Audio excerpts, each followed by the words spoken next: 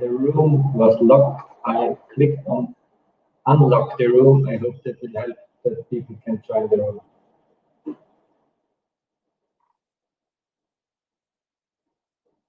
Anyhow, I cannot see on the list that Eva. The microphone is not very well to be understood. Maybe you have earphones or something. Yeah, people are still joining, actually.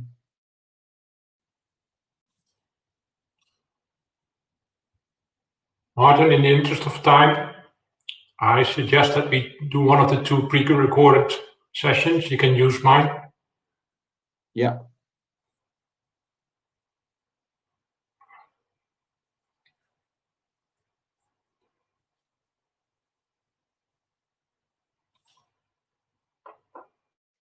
Good afternoon.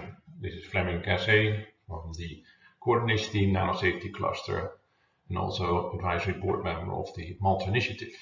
And I will expand a bit on what the Malta Initiative is and how it relates with the NanoSafety Cluster. So the cluster is about European targets for safe and sustainable nanomaterials and nanotechnology. And we try to contribute by ensuring environmental health and safety aspects for this key enabling technology. We have quite a number of projects ongoing. Some have been finished recently, but there are still 23 ongoing projects that cover most aspects in the nanosafety area.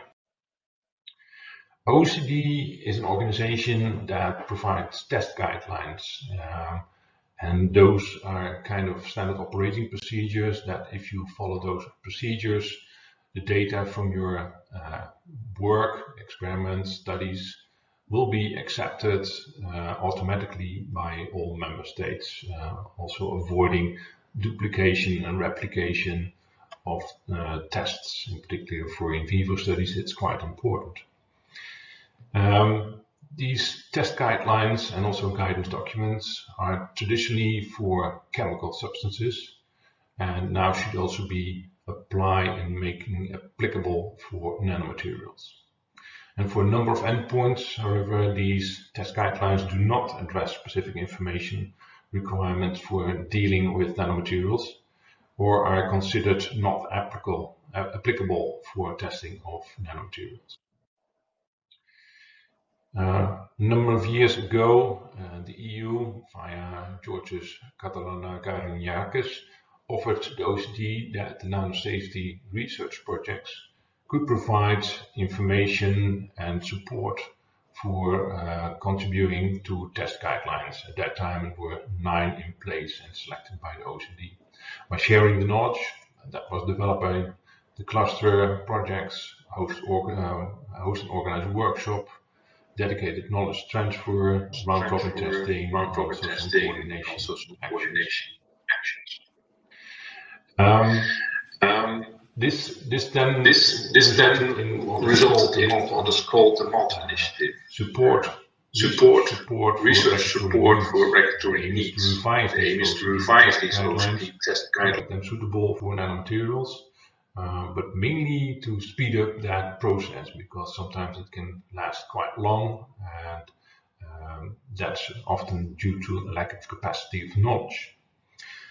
So there is a strong focus on the connection with REACH, the European chemical legislation, but this is an activity where we can do a lot in terms of sharing information. The initiative was taken by Anke Jesse from the Federal Ministry of Nature, Conservation and Nuclear Safety from Germany, and is from day to day coordinated by Thomas Koolboes from the Federal Institute of Occupational Safety and Health, also in Germany.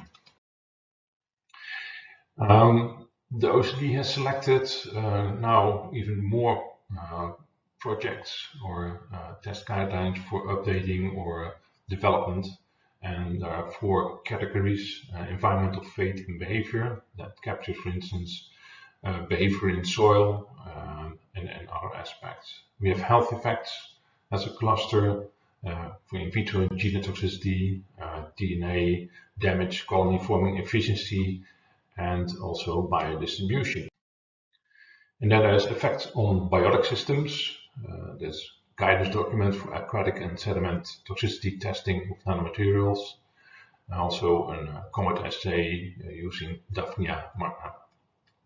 And the last cluster is the physical chemical properties on, for instance, dustiness, particle counting, surface hydrophobicity, and the toxin contamination.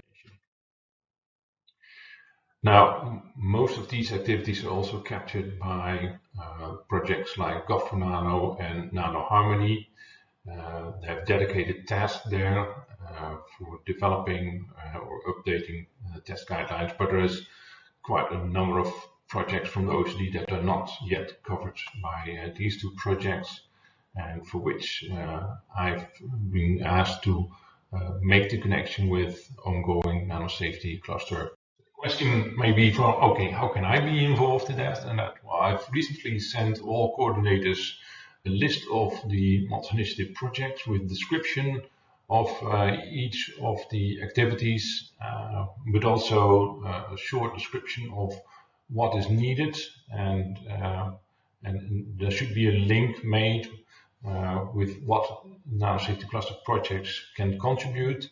But if you as an individual also have ideas that somehow you can share knowledge, data, or participate in workshop or round-robin testing based on your expertise, please contact me and I'll make sure that we get a connection with the ongoing multi-initiative projects.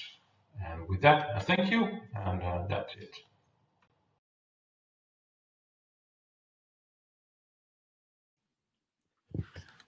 Thank you, Fleming. Fantastic. Folks, I'm so sorry. I had to restart my computer. Sorry, you lost me for a bit. Have we done the working group presentations? But were you finished with your presentation? Yes, I think so. Yes. Both me and Soren are done, so it's just the working group presentations and Andreas now. We can move on to the working group presentations. Super, thank you. It is my pleasure to herewith give a short overview on the current state of the NanoSafety Cluster Working Group A on education, training and communication. This is Martin Himli from the University of Salzburg, and you see here also my co-chair Stella Stojkeva from Jordas Group. We have taken over the working group this year in April, and since then have started to pursue our formulated ambition for the working group, which is to cross-link the current NanoSafety cluster projects and their activities, also activities from other working groups aiming to gain a maximal outreach for all of us. We intend to do this by aligning all training offers to the different individual projects, but also beyond. So, for instance, we may think of upcoming topics highly relevant for us, of course, such as emerging contaminants, e.g., microplastics, are an issue where we may strongly contribute, actually. We need to look into the safety aspects of advanced or innovative materials, materials for future, or of course into what we can offer for the health sector, so e.g. for the area of nanomedicine.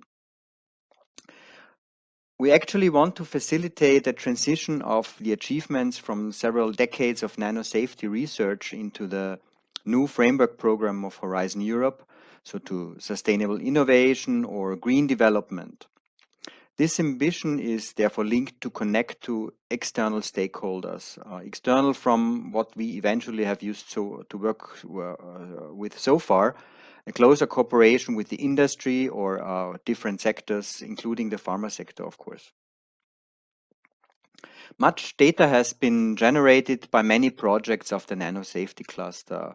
We now stand at the point where we need to fill the gaps of things that are not yet well understood, to combine certain features or to deduce knowledge from them. Certainly this puts a demand on the use of e-tools, electronic tools, nanoinformatics, which we have started to promote in our first initiatives before the past summer. We strongly intend to fill the gaps of knowledge, to combat data fragmentation, and to push data fairness. Saying this, I have arrived at the current activities. We have started an online training series, which in parallel with the COVID pandemic and its demands for an online meeting has been quite successful attended.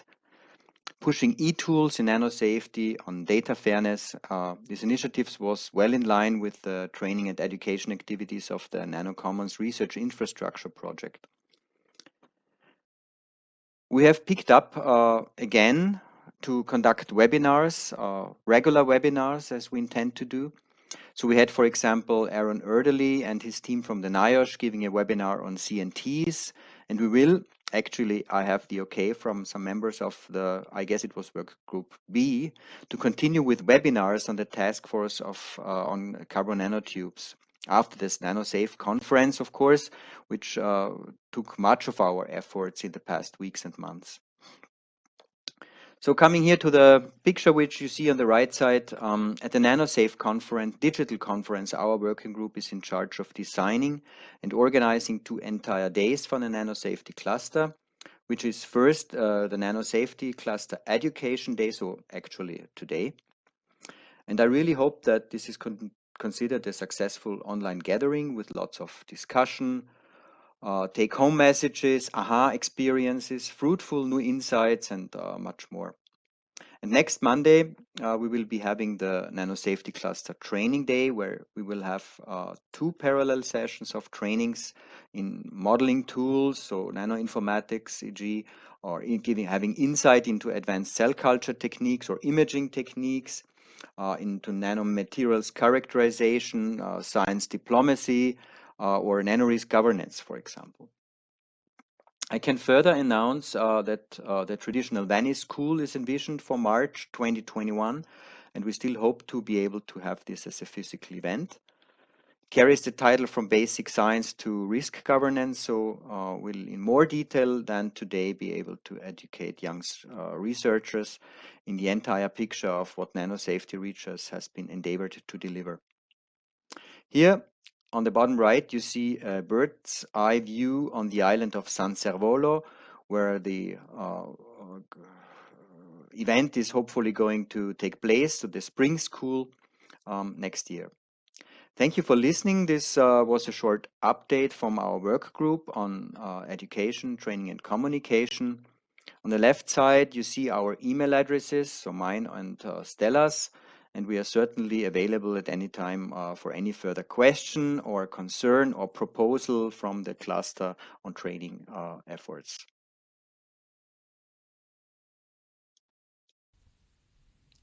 For Working Group B, Materials and Standards, we have a new team, George as a co-chair and myself, Miguel, as a chair. What we want to do is basically put an emphasis on the key metrics to assess nanomaterials' harmful impact. So we want to foster interaction between working groups on our key pillars, materials, fabrication, and characterization, with an emphasis on the data to make sure they are fair. And what we want to do is not only to keep it focused within Europe, but also outreach outside Europe, for instance, through the EU-US communities of research. Within this perspective, what we will do is to promote the discussion among the different working groups to help better identify the standard materials for toxicological testing, to foster the participation and to propose the development of interlaboratory comparisons, and to interact with running projects and identify the upcoming projects. With the idea of identifying materials, of identifying characterization techniques, and also in a broader scope to interact with the European Materials Characterization Council. This short presentation will give you an introduction in the current activities and plans in Working Group C on exposure and hazard assessment. And last year, as you may be aware, we changed the structure of this working group because it was too big to be manageable, and it focused on a lot of different topics. So we subdivided the Working Group C in 4 subgroups, one on humor exposure, which is chaired by myself. Then there is one on human hazard assessment, chaired by Vicky Stone. There is a sub-working group C3 on environmental exposure, chaired by Klaus Svensson and Soko Vasquez. and the fourth one on ecotoxicology. And the objectives that we have as an entire working group is to encourage the sharing of project methods and techniques, and we do that in various EU-funded nano projects. In addition to this method and techniques, we also try to encourage the sharing and cross-project extraction and preparation of analysis of samples. Furthermore, which is very important, and we do this in collaboration with Working Group F, is the sharing of project data during the project, but also after the project has ended, concerning the FAIR principles that will be touched upon in Working Group F. And obviously the dissemination of results is very important. There's a Working Group A on training and education, but we also try to encourage this from the Working Group C. The current activities and plans for our working group is a SEN round-robin testing to characterize nanomaterials by electron microscopy and local centers, and this is done under a NOAA mandate funded by the European Commission. We deliver a lot of contributions to the Malta project and OECD activities in various EC-funded projects. We stimulate the harmonization of data collection, the analysis and the reporting of all the data that come from the EU-funded project. We develop and agree amongst the research priorities. We have contributed and still contribute to the US-EU community of research on nanosafety, and we further stimulate these joint activities with the course. We have discussions with the ECRs with a view of being involved in the direction of the working group. We try to further interact with the research community and all the different stakeholders in the nano and the micro-sized plastics, which seems to be a new topic and an interesting area. We transfer the knowledge and all the experience that we have on exposure and hazard assessment further into the Safe-by-Design strategy. So in the beginning of the NanoSafety Cluster, a lot of fundamental research was done on hazard and exposure assessment. Now this seems to be transferring into the Safe-by-Design strategies. And last but not least, also to translate this current state of the knowledge on exposure and hazard assessment into the NanoRisk Governance, which is done in the NMBP 13 project. Thank you. For what concerns Working Group D, models and tools for risk assessment, we have currently some activities ongoing and some which are planned for the next months. At the moment, for the ongoing activities, we are working on 3 different papers, which will be common position paper on the different aspects of risk assessment. The first paper we are working on is about the importance of the correct dose metrics in nanorisk assessment. Then we have another one which will deal on how did past and how will future nanoinformatics exposure contribute to the European-US nanoinformatics roadmap. And the last one is how to use omics and in particular proteomics data in nanorisk assessment, looking at the regulatory framework. All the papers are in a different stage of maturity, but we will make sure that we circulate them to the NanoSafety cluster when they are in a readable status. For future activities, what we plan is to reinforce our activities in the Working Group D by involving recently granted projects under different calls. Workgroup F on data management has held monthly telcons to exchange project activities and progress reports on the projects involved. Besides that, we also had a couple of dedicated tasks, for example, about fair analysis of our nanosafety resources to make sure that the information is actually reusable. We also worked on the ontologies and metadata, integrating the effort of the various projects. We had a bioschemas webinar, we worked on the European Registry of Materials, and we developed a proposal for an INCHI for nanomaterials, an extension of the current work. And this resulted in a couple of articles, one about the fair analysis, one about the metadata, a paper about the INCHI in preparation, and a poster about the ontology. In the next period, we are continuing this work, for example, looking at FAIR metrics, which describe better what we want in reusable nanosafety data. We have an upcoming webinar about the personalized health framework, and we are working on finishing two articles. Workgroup F is nothing without the participants, and here we have an overview of the projects that have been involved in the last year, and I would like to thank everyone representing those projects and have been active in Workgroup F. Thank you. Hello, I'm presenting Working Group G on Regulations and Risk Governance. The working group very much understands itself as a bridge between regulatory science and policy, emphasizing here the fact that the science must be of regulatory relevance. The working group only just restructured itself and reconfirmed a number of players stemming from different projects who are creating a core group.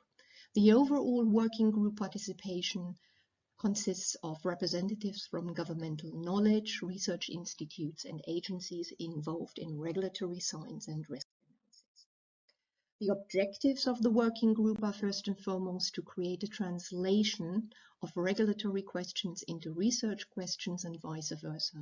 In that, it provides an overview of knowledge that is ripe for implementation in guidance and guidelines, but it also wants to foster an acceptance by regulatory risk assessors and standardization bodies of entirely new concepts such as safe-by-design.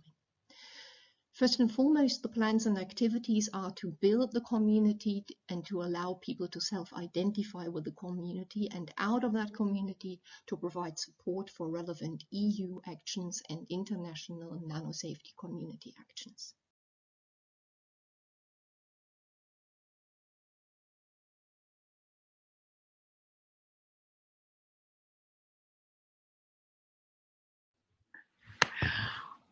Okay, I hope you can all hear me now, and I hope you all had a flavor of the diversity and dynamic nature of our very hard-working working groups.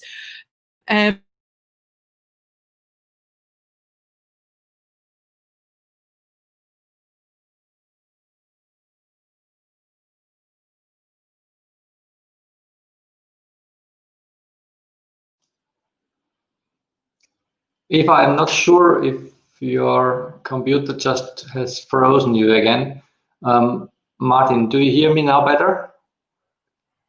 This is fine, Andreas. I suggest also that you can continue now. You were on the list anyhow. Thanks. Okay, I just need to find out how I can jump to the next slide. It shall be somewhere here. Okay. Let's find out. Anyhow, I'm not sure how I can move to the next slide at the moment. I'm just, on the right hand corner. Yeah, I found it, thanks. Good, all right, internationalization. As you see on the screen, and as you know already, the safety cluster is a group that wants to support the international collaboration.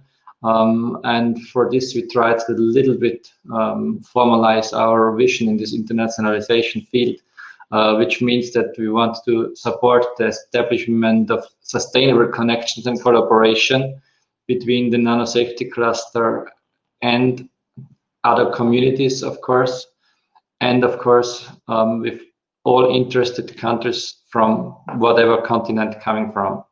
Why we want to do this? Because we want to expand the common knowledge base for materials of regulatory significance and to support the needs of various stakeholders, including the regulatory bodies and industry, which fits quite nicely to what Soren said in his short statement, that he wants us to bridge this kind of gap which is there and to more include different kind of stakeholders in our work. Why this topic comes up in today's meeting? As I already said, from the safety cluster, we support this international collaboration. There have been several workshops, delegations, etc. performed. One of those I want to mention is the EU-Asia dialogue on nanosafety. And there was also the step forward from discussions to implementation, which means we want to connect and to strengthen the collaborations. Here is a screenshot which you can find on the NanoSafety Cluster webpage, where you can see that several different kinds of collaboration are already ongoing, which means that we do have collaborations of the project, of course, where there's just a snapshot on some of the projects. Please don't kill me for not having all the projects there. We also do see the clear items of collaboration with different countries, where we want to come back in a minute. And of course, the interaction with organizations, as Fleming presented in his talk already, of course, with the Malta initiative, there is a lot coordinated action going on at the moment. Other things like in the working group B was mentioned for standardization with ISO and CEN, and so on and so on. So I mentioned shortly the EU-Asia dialogue. This is why I have made a circle around the Asian Nano Forum collaboration, which is, let's say, going beyond one country. It's more countries involved. This is why it's quite a good starting point, it seems, to step forward. What we want to achieve is, and what was a clear message from the beginning of this dialogue event, is towards collaboration without borders. Therefore, in the recent EU-Asia dialogue, which was, of course, held virtually, there was a nice presentation by Ali Baitolahi from Iran, who presented his vision of and his first implementation ideas towards a standardization collaboration. We were taking up this ball and asked to develop a kind of collaboration concept for the entire international networks initiative. You shall have received via the NanoSafety Cluster community mailing list the invitation to nominate yourself, to volunteer, to be part of this initiative and to be an active member of this. Why we did this? Because we want to strengthen the interaction by having a good concept and an approach which helps us to deliver something. So the feedback up to now has been that there are some volunteers. I'm very happy that Alexander Bogani from Austrian Ministry has volunteered to co-coordinate this process a little bit from his side. Why? Because he is active member of the Asian Nano Forum. He is a member of the program committee of the European Commission, and he is a national government employee, which shall make him in a position to be able to somehow make a balanced stepping forward. I had to commit myself to support him with this job, so I did it just to make this clear from this point of view. And up to now, the committee candidates, so those who have happily volunteered to get active here, are here. I'm happy that Steffi Friedrichs, with vast experience from long time in different projects as well as in the policy field and so on, has volunteered to become a member of this. Also, she is coordinator of the NanoFabNet project, which can be one of the brand marks for the future. We do have a volunteering of Daniel Ristosov. I think also most of you know Daniel already from several projects. And he also said that he's already planning some kind of international activity in the frame of Gov4Nano project. Patricia Farias is an interesting connecting point. She will be partner of one of the upcoming projects that have been recently receiving funding. I think it's called Diagonal. If I'm not 100% right, please correct me later. She is also based in Austria and as well as in Brazil, which might also be supportive for having some links. and we got the nomination from Apostolos Sarmatonidis, who is working in LATAT in Spain, which means we do have already some people here in this committee, and my proposal will be to make all of them active partners in this committee already. What I definitely also want to open to all of you here in the room is that you can still volunteer for supporting this initiative. I'm sure people will be happy to include further knowledge, further collaboration, willingness in this activity. In that point, I want to also mention some more things about this. From the Asian Nano Forum side and from the Asian side, we do have already some international members for that committee, which in this case is Ali Baitolahi, who was also one of the initiators of this initiative. It's Vani Chinzirikul from Nanotech in Thailand. It's Dinkur Lee, at the moment president of the Asian Nano Forum. He comes from a university in Taiwan. And what is also very good to know is that one of the colleagues who came back to us after we called for the volunteers for the NanoSafety Cluster community list was Shuhei Tsuruoka from Shinshu University in Nagano in Japan, which makes us clear that we are already internationally outreaching with the NanoSafety Cluster. So we are really happy to also have received this nomination. Furthermore, it's a pleasure to say we do have informal observers from the European Commission for this activity. It will be Alexandra Marushka and Alessia Amodio from the European Commission, from the department from Soren. And as far as I know, both might be listening to my presentation now. So also a warm welcome to you in this activity. What are the next steps?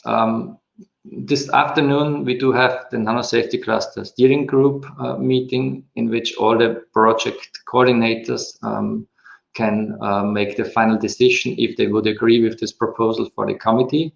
After that, there will be a circulation of a doodle for a first virtual meeting of this committee. And from that point on, the core part is to develop a collaboration concept for this international network initiative, which shall be done by this group. So for now, I can open the floor for questions, remarks, comments, and of course, if you are able and you want to volunteer, you are more than welcome to bring some efforts to this initiative. So my final word is to say thank you. Of course, our work is also supported by some of the European projects, and here you can see a picture of my team. Thanks to my team, especially that they managed these difficult times by sticking together and coping with the distance working. This was a nice time where we could join our faces at the same place. Yeah, my contact details all are here, and I think with this I can give back to you, Eva, and of course have a look into the chat if there came in any questions.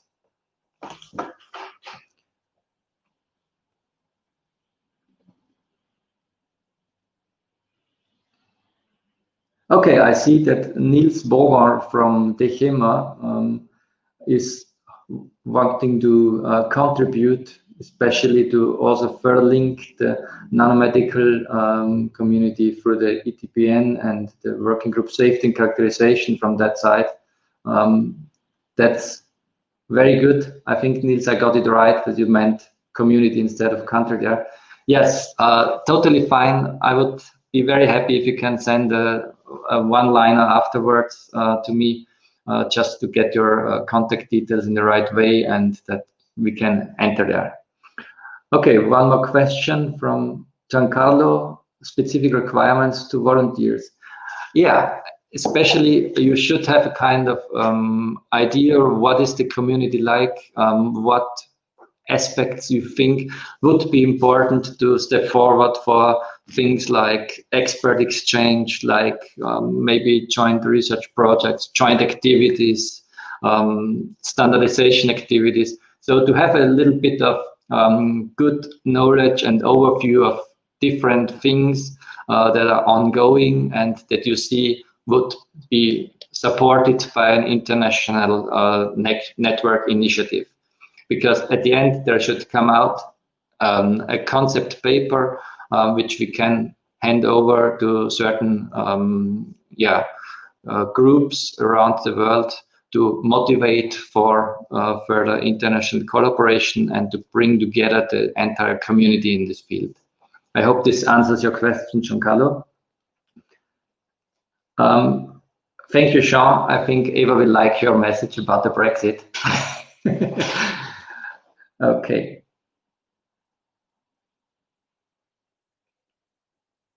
Yes, of course. Fleming said any international countries who are interested to join this initiative are more than welcome.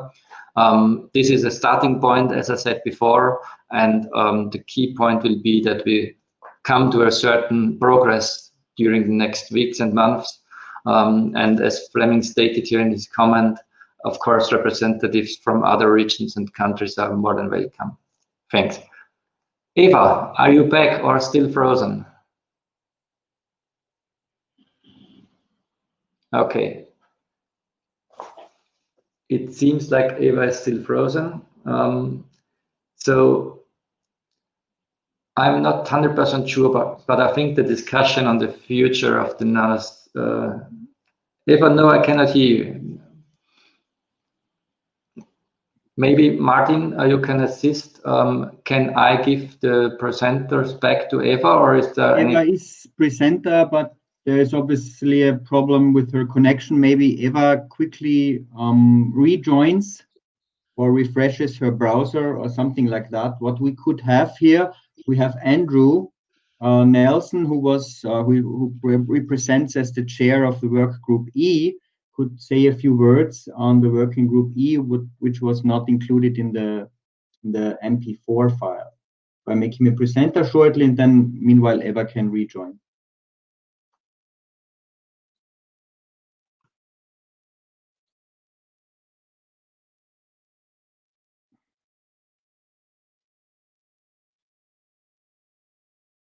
So Andrew, if you like, press the microphone button underneath the video picture from Andy, and then you can present shortly working group E.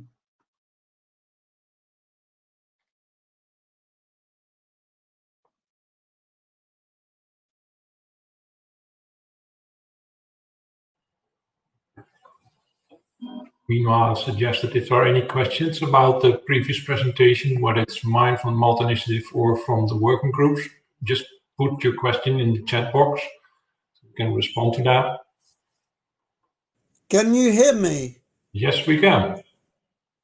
Okay, I'll get the presentation up.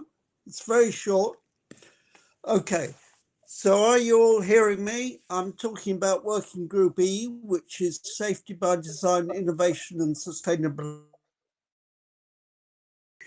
I started this group in, let's say, in April when our project Sabiderma started, because I thought it was a great idea to bring all our projects together. Okay, on NMBP 15 Safety by Design. At the same time, during the summer period, Steffi has joined us. I can't remember her surname. From coordinating NanoFAP net and introducing the sustainability part of the program. Okay, so the activities include bringing together the 4 NMBP 15 projects, which started in March and April, which include SBD4 Nano, Azinar, Sabina, and our project Sabiderma, and NanoFAPnet, to formulate a coordinating high-level safety by design, innovation and sustainability strategy leading into Horizon Europe. Okay, so we've had some great meetings all through a challenging period in the spring and summer.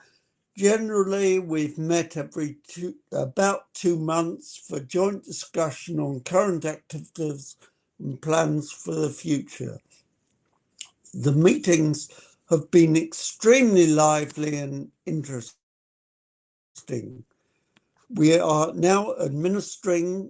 been administering and taking a key role in session 6 this afternoon, which we spent a lot of time planning and practicing for, and I hope you will all be there to listen to us at 15:50 Central European time. And you can see the title in the agenda, but it's a very high-level discussion, and it's going to involve the audience, and I hope you'll take great part in it, because safety by design is a key feature, and it's a key feature also in Horizon Europe. Okay, our plans are for a stakeholder engagement, because we're very much into innovation and producing new technology. Strategy to be aligned between the projects in WGE to maximize the feedback required by each project. This will be organized by Socco and Beatrice from BioNanoNet to launch a coordinated action with a group of experts from each of the projects to agree on the decision-making strategy for the implementation of the SBD concept by industry, which of course we're all going to talk about this afternoon, to incorporate the 2 new NMBP 16 projects. I hope they're attending, which start in 2021 into WGE Group. So we really represent a very innovative new group projecting ourselves into Horizon Europe, and it's really, really exciting for all of us. Thank you very much.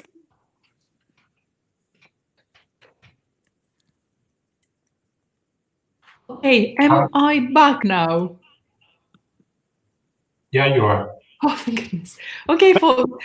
Hang on, Eva. Thank you, Andrew, for the. You didn't share the presentation, and I unfortunately only saw it ended up in my spam folder, so it wasn't merged in the overall working group presentation. So I guess we can put all the presentations online in the working group folders somewhere on the website. I didn't share my screen because I'm quite happy speaking from memory and on my own screen.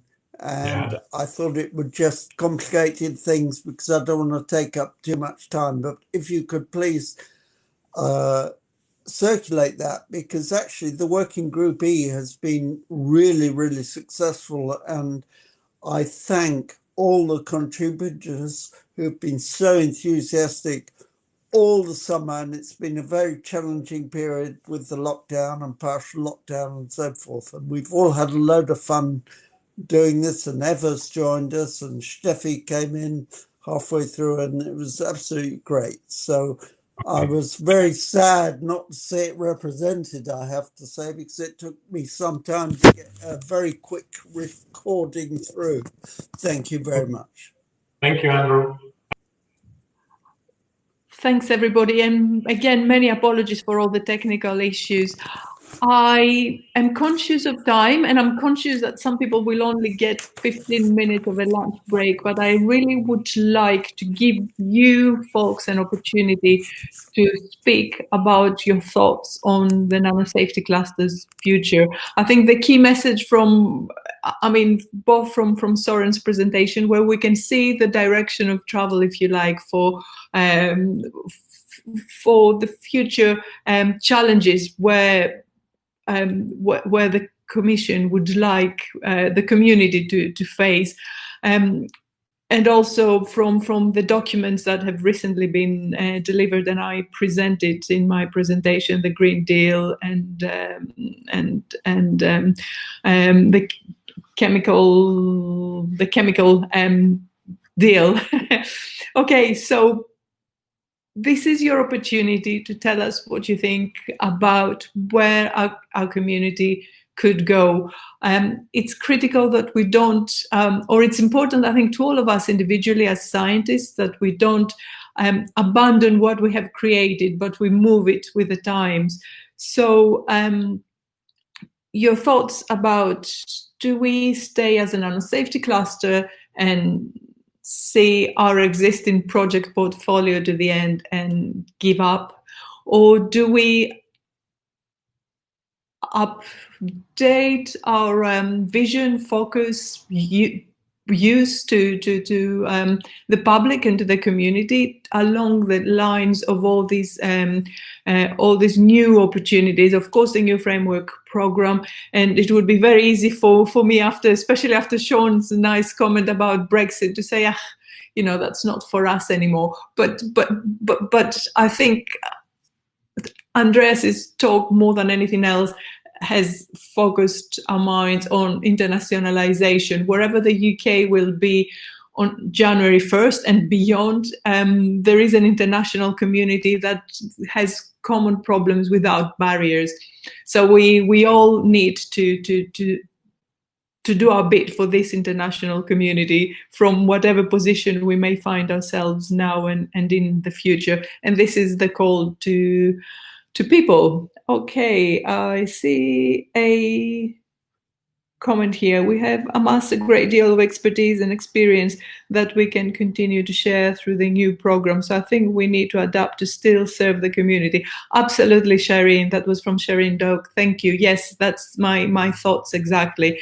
And I think all we have amassed as a community is precious to any future communities that might morph out of what has become Horizon Europe, of course. So we not only have amazing science to share, and it might need to be redirected, remodeled, reviewed, but it's still there as an achievement under our belt. We also have our principles of engagement, of collaboration, of sharing data and everything else that is absolutely unique and precious to, I think, the scientific community in as broad a sense as there can be. So this is what we have to offer.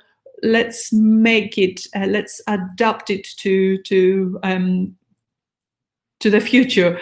I shall wait for any further comments on the chat, if there are any.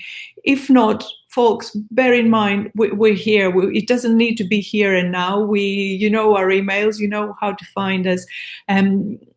Share your thoughts about the future, and your visions, your individual visions would hopefully be our collective vision as a community. Very important to go beyond our own expertise, be less focused on ourselves, and reach out to those that should use and understand our information. Absolutely. Thank you, Fleming. Exactly. So and that, I think, applies not only to the general public that rely on scientists. These days, I think the importance of science has become more visible than ever with the pandemic surrounding us. So we owe it to the public to remain active, but also to our community, to our colleagues, especially to our early career scientists who need this vision that perhaps our experience, of the experience of those slightly more exposed to the needs of the scientific community can offer. Please make use of. Yeah. I just wanted to add one comment based on what was written in the chat. I would highly appreciate if the working groups, they definitely make a great job each single part. if they can interact in a certain way, like it was raised now that the governance working group could do a good job on this. Of course, it would do if there is also a cross working group interaction more facilitated. I would say this event today shows nicely that working group A took the lead and all the other working groups contributed to it. I would highly appreciate if such action happens more often. Maybe this is one of our future roads where we can go to, that it's less, let's say, restricted to an action inside a working group and more between the working group as well. Excellent points, Andreas. So I hope the working groups will pick those up. I can see it's been placed in the chat that people can raise their hand if they want to speak. I probably can't see who's raising their hand. I had the quick look. So if any of the organizers are with us and notice any raised hands, please shout. Another comment, of course, pandemics is a big issue we can work on, absolutely. And for example, our good practices with data are applicable to any data, pandemic related or otherwise. Also very important to the questions we had earlier in one of the working group discussions about is a virus a particle? Of course it is. Whether we can model it as a particle is another question, but you know, maybe our expertise can be recycled. The comment, the governance working group can do a lot of work on that, on delivering our principles of governance in new environments and new needs. I can see Vladimir asking the question, is there a chance for UK joining Horizon Europe? Vladimir, do you have a crystal ball? If you do, have a good look at it. If not, I think the answer is it's still all up for grabs. It's still all unclear. So, so whatever happens, the UK can be can participate as an external participant the same way any international organization can participate. I would still hope for a more connected role the rest of Europe, which remains part of which we still remain a part, whatever happens. Any raised hands? Any other comments? Please, folks, keep them coming. If these days give you an opportunity to focus on the topics that we discussed in our General Assembly, please do. For the steering group, please remember we have a steering group meeting starting right at the end of the last session, so that could be an opportunity for a little more harmonized thinking. There's only 9 minutes to the start of the next session, and I appreciate people might want a bit of lunch or to stretch their legs. So I think I would like to thank everyone for their participation, especially my fellow coordination team, Andreas and Fleming. Thanks the audience, thank you the organizers, thank you Martin, thanks everybody, and that's all from me. Bye folks. Okay. Good, thank you. Thank you. See you later.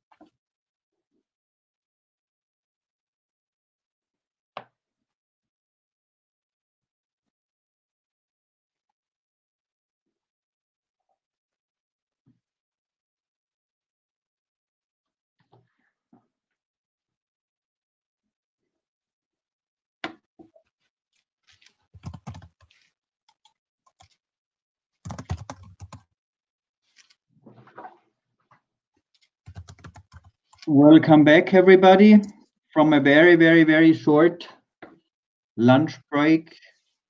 Although the Safety Cluster General Assembly was meant as a kind of working lunch. So, 2:45 to 3 o'clock, we would like to now go into the topic of NanoRisk governance. I'm very happy to introduce as first speaker presenter Marie-Valentine Florin from Switzerland. We're presenting the first presentation on features of NanoRisk governance frameworks in development, which are currently actually under development, from her perspective, being responsible for developing the NRGC, so the council concept. What are the current concepts for the council of the NanoRisk governance frameworks? So please, Marie-Valentine, carry on. I also uploaded your survey. Yeah. You have already guided yourself to the presentation. Thank you. Yes, thank you, Martin, for the introduction.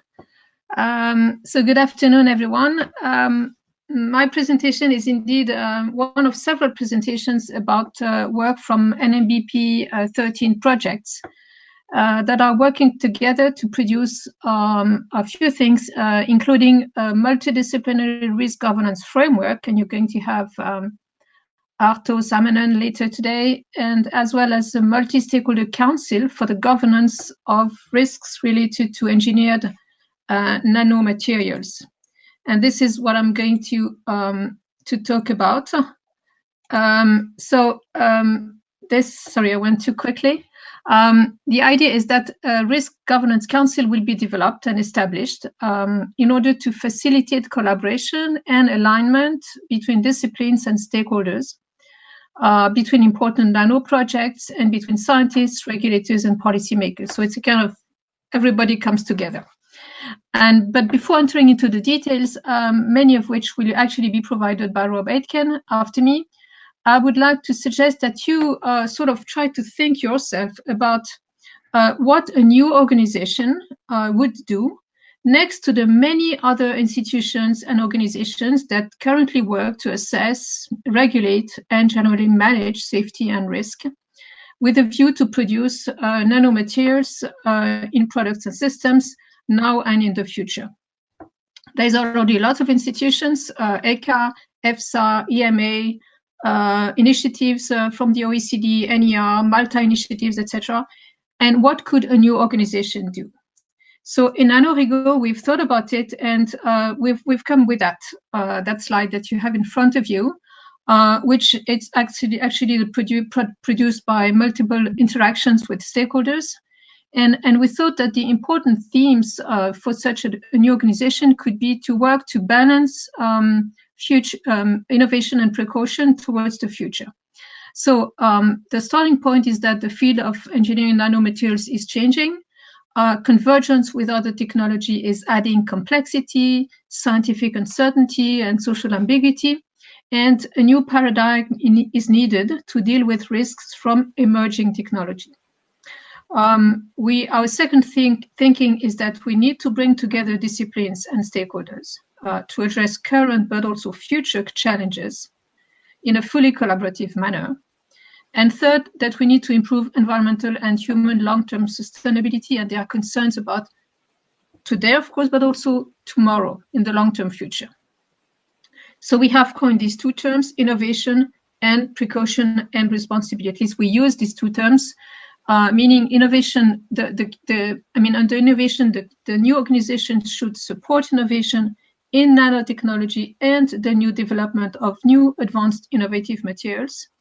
And with regards to precaution and responsibility, the new organization should advance research, production, use, and recycling of safe, responsible, and sustainable nano-enabling techniques, applications, and products, again, today and in the future, and including so-called responsible research and innovation, namely RRI, as it's called in European Union. we also think that after these main themes that I had just briefly presented, we've looked at which stakeholders should be part of that. And by stakeholder, I mean any organization that either causes a risk or manages a risk or is being affected by the risk positively or negatively, or could be affected. And we have come to this idea, at least in NanoRigo, that that such a new organization should be fully able to include and to engage stakeholders. And this is at the core of our proposal for the future so-called council.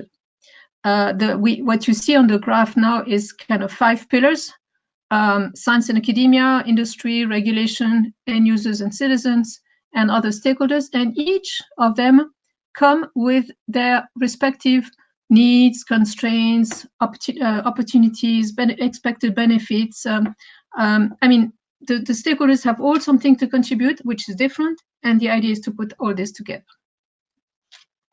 So we have also collected from interactions with stakeholders that there is a series of needs, as we call it, that stakeholders have, and we need to look at where are the needs as expressed by these stakeholders. Then we look at what existing organizations are doing, and in terms of their mandate, their activities, or they could do, and this identifies, or this leaves room for what we call gaps, meaning where the council could do something. This means that the new institution, this new council, should not overlap, should not compete, should complement what others are doing in function to the expectations and needs expressed by stakeholders. So also on the side of needs, we have, so here is a list of 7 so-called needs that we have understood from working with, speaking with, hearing, listening to stakeholders. And we've heard these needs: the need to help share and translate scientific data, information, and methods; the need to support regulatory harmonization where possible, and to help also implementation of the regulation, which is particularly true for small and medium enterprises. The need to understand, reduce, and learn how to cope with uncertainty, that is the pervasive uncertainty that remains with the science, and also the ambiguity, meaning the different interpretations that result from the same scientific information sometimes, with the goal to define what is an acceptable level of risk, because this acceptable level of risk varies across stakeholder groups. The fourth is the need to help stakeholders make the best use of concepts such as safety by design or life cycle assessment, or also development of a circular economy. Number 5 is the need to focus on emerging risks. So not so much what we know already as a risk, but what may come tomorrow as a possible risk. And therefore to do early warnings, to identify signals, indicators that a new risk is emerging, but also foresight, that is the long-term view about what could come next, narratives of possible futures. Number 6 is work for the long-term sustainability of engineered nanomaterials and nano-based systems, with this focus on human and environmental sustainability more than or in addition to safety. And finally, work to implement responsible research and innovation. Not just think about it, but implement it in the practice.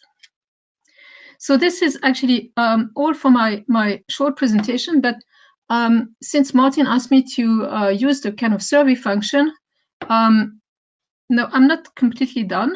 If we could go back to the yes, okay. I would like to ask I have one question to ask you, and I had a slide to present that before the survey is put actually on screen, but this is okay. So the idea now is that I would like to ask you what would a new organization do? What should it do or not do? And to this end, you don't need to know much more about what we have in mind, but To this end, I'd like you to think about the following statements, and for each statement, you think, is it correct or is it not correct? If you think it is correct, then you tick it. So it's multiple answer, If you think it is correct, you click it, you click on it. If it's wrong, you don't do anything. So the first statement is about stakeholders like NGOs.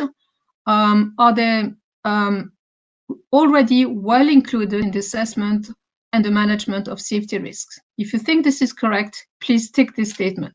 If you think no, stakeholders, we don't have them enough, we don't know how to involve them enough, then you don't click on it.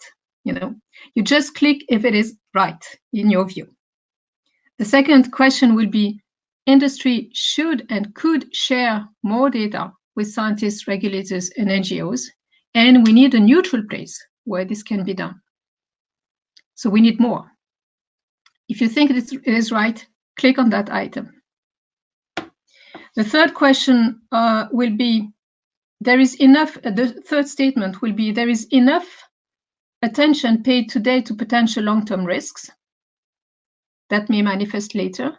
So if you think this is correct, please tick this statement. If you think it is not correct, don't tick it. The fourth statement will be, emerging risks are well identified and assessed by existing institutions, meaning we don't need more. If you think this is correct, please tick this statement. Otherwise, just don't do anything. Number 5 will be, we know enough today about how to develop products that are safe by design. So we know enough today to develop products that are safe by design. Please tick this statement if you think it is correct. Number 6 will be, we know enough about how to do full life cycle assessment or analysis. Tick if it is correct. Don't tick if it is not correct. And number 7 we need a place, such an organization, where we or I could learn, experiment, and share findings about these matters. If you think it is correct, please click. Otherwise, don't do anything. And finally, I know what RRI, Responsible Research and Innovation, means in the practice. If you think it is correct, please tick. Otherwise, don't tick. Martin, do we need to give a bit more time so that participants complete the survey, or can we go to the results now? What do you think? Ready? I see it ready. So we do have already 55 out of 170 people that have voted, which is already over 1/3 of the audience. And because we don't have much time, maybe we can just have a look at the results and. And I put it on display for you. Yeah. Okay. Excellent. Yeah. Because I don't want to take too much time, and I know that Rob Aitken would probably go back on these matters, and maybe we can go back to survey results after Rob's presentation if there is time. Okay. Good. Then I would like to thank you very much, Marie-Valentine, and ask Rob to start with his presentation, and we can come back to the results later on anyway. Yeah, thank you.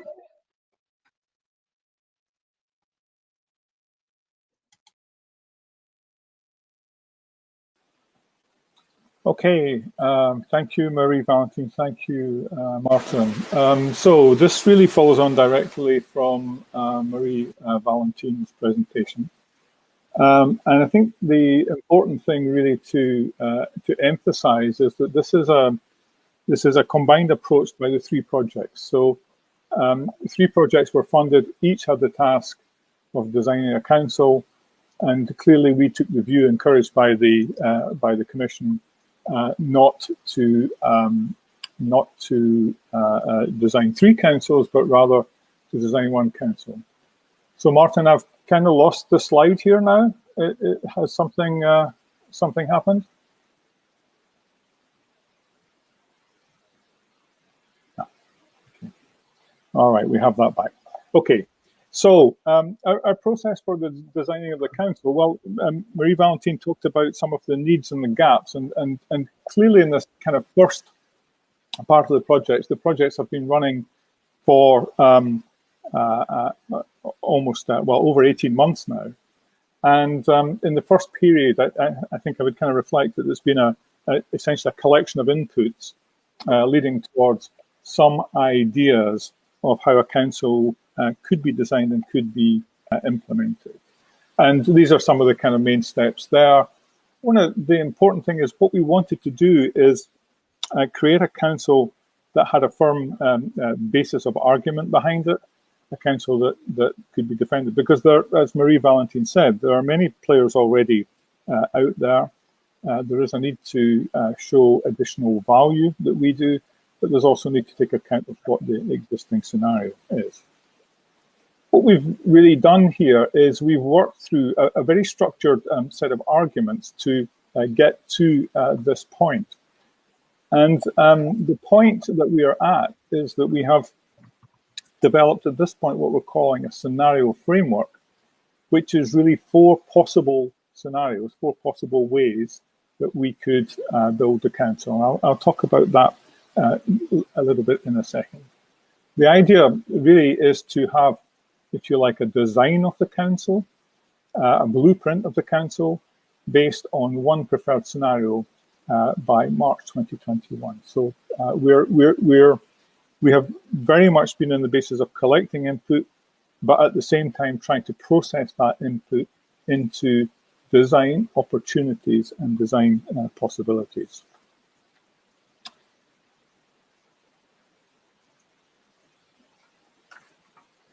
What we've done here is on this here is, before I talk about the scenario framework, what are the potential things the council could do? And this has been based on essentially the needs analysis plus various other inputs from stakeholders. And it's summarized in this diagram here. It really talks about 6 main activities, 6 main services, we call them here on this slide, around mapping of the existing landscape, about analysis of that landscape, about stimulating dialogue between players in that landscape, between participants, about organizing the training activities to bring people together and bring people up to speed on the same issues, about forming recommendations, which is really about engaging with stakeholders and others to form joint positions on risk issues, or even advocating positions in some cases. And then plans, so essentially campaigns, developing activities and supporting others, supporting stakeholders to develop activities in them. So there's quite a bit of detail there and not enough time really to go into them. But I think what I wanted to share with you is the kind of major thrusts of it. These we think are the main things that the council should be doing, and that is based on both the input that we've collected from stakeholders and from others through a whole range of activities, and then analysis of that. And in thinking about these plans, these potential services, as we call them, there are different ways that you could organize the council to deliver these. And indeed, depending on how you do organize the council, would tend to prioritize some of these activities over other ones. And so we've taken this forward into what we call the scenarios of the council. And here, what I'm going to talk about now then is 4 possible ways that we could build the council. And we started from an analysis, a kind of decision analysis using 2 axes. And the axes that we chose, the horizontal axis, was to what extent is the council, or should the council be a facilitating organization? To the other side of the axis is to what extent the council should be a recommending organization. And then the vertical axis stretches from to what extent it should be governmental, and at the other side, to what extent it should be completely independent of government activity. And using this kind of decision axis, we created 4 scenarios, 4 possible scenarios, which are named there. Scenario 1, the Intergovernmental Panel on Nanomaterials. Scenario 2, the Scientific Committee on Nanomaterials. Scenario 3, Centre on Risks of Nanomaterials. And 4, the Round Table of Nanomaterials. And of course, behind this, there is a great deal of detail, some of which I can share with you here just now.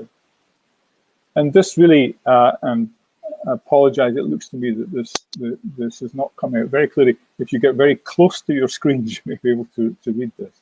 But this really maps out these 4 possible scenarios. So on the top left-hand side, the Intergovernmental Panel that I talked about. This is an intergovernmental organization by its name. Its target audience is focused on European policymakers and regulators. The members of it are essentially experts working directly for the panel with funding from the EC and European governments. The main activities would include a mapping on information on selected risk issues, analysis of insights and trends on risk issues, and also providing a platform for engaging in stakeholder dialogue on specific topics relevant to them. So that's one of the scenarios for the Council. On the top right-hand side, the EU Advisory Committee.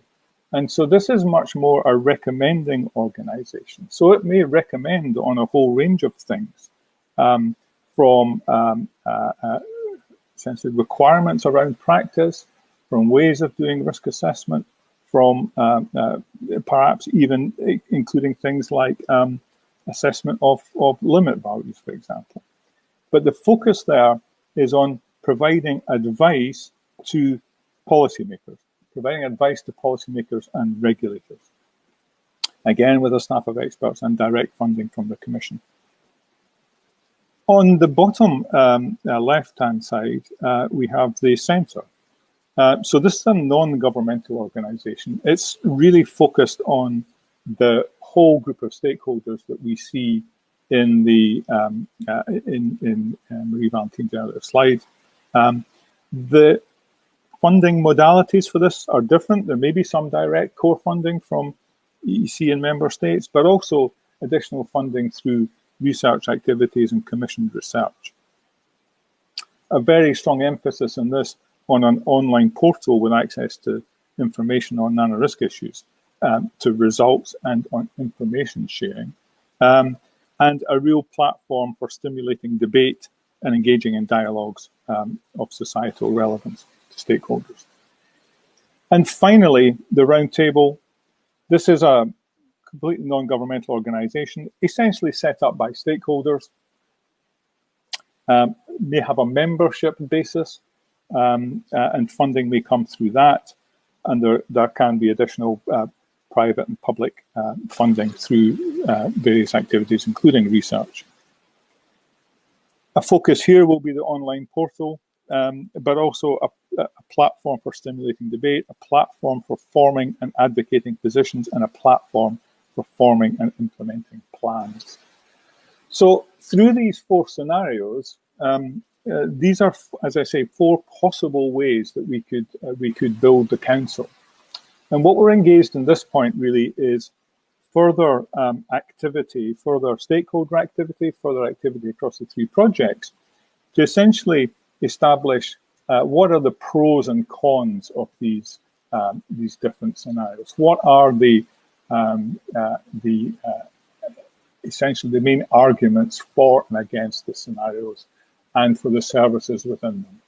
And we have a multi-level activity going on at the moment, including this and some of the input that we collected already from Marie Valentine's session. We have high-level interviews planned for senior executives in in organizations like ECA and ECFIA. We have further stakeholder workshops and a range of activities that are going to help us ultimately build this blueprint of what the NRGC looks like, and essentially what we call defining the building blocks of the council. So the activity has been quite unique in my view, particularly given that we have worked so closely through the 3 projects to do it. It has been quite an intense activity to get to this point.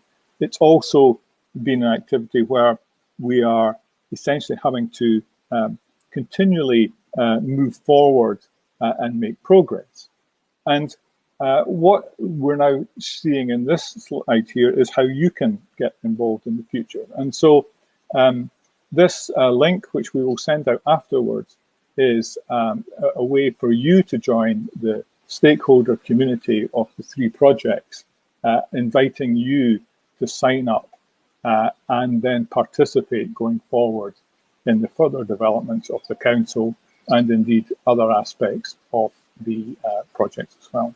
So thank you very much. I hope that's been useful just to give you a little bit of a sense of what we're going on. I do encourage you to join that stakeholder community and be part of the process to design these councils. Thank you. Thank you very much, Rob, and thank you very much, Marie-Valentine. And for all the attendees, you would see on the banner on the top the link to the stakeholder community where you can join and you can sign up there.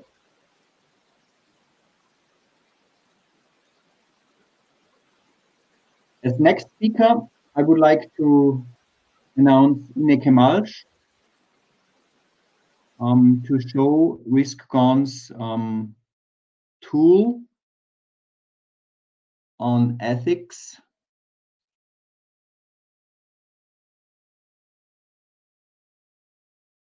Yes. I hope it will work. Yeah, so good afternoon, everybody. I would like to give you a feel of one of the tools we are developing in the project RiskGon, where I am one of the partners, to screen ethical issues of nanotechnology. Next slide, please. So in the presentation, I would like to build on the presentations on the Risk Governance Council, which were made just now by Marie-Valentine and Rob, and then sort of discuss what this council could do by addressing ethical issues of nanomaterials. And then I will also demonstrate the use of a screening tool we are developing in RiskGon to address the ethical impacts of nanomaterials. Next slide, please. Yeah, so this is a screenshot of the tool, and basically this is a sort of structured questionnaire to self-assess whether or not there are any ethical issues related to a nanomaterial and the nanoproduct you are developing, or the Risk Governance Council will have to assess in their work. I would like to now go to the share screen.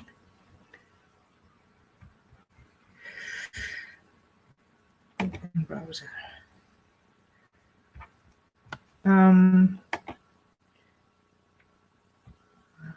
Go to.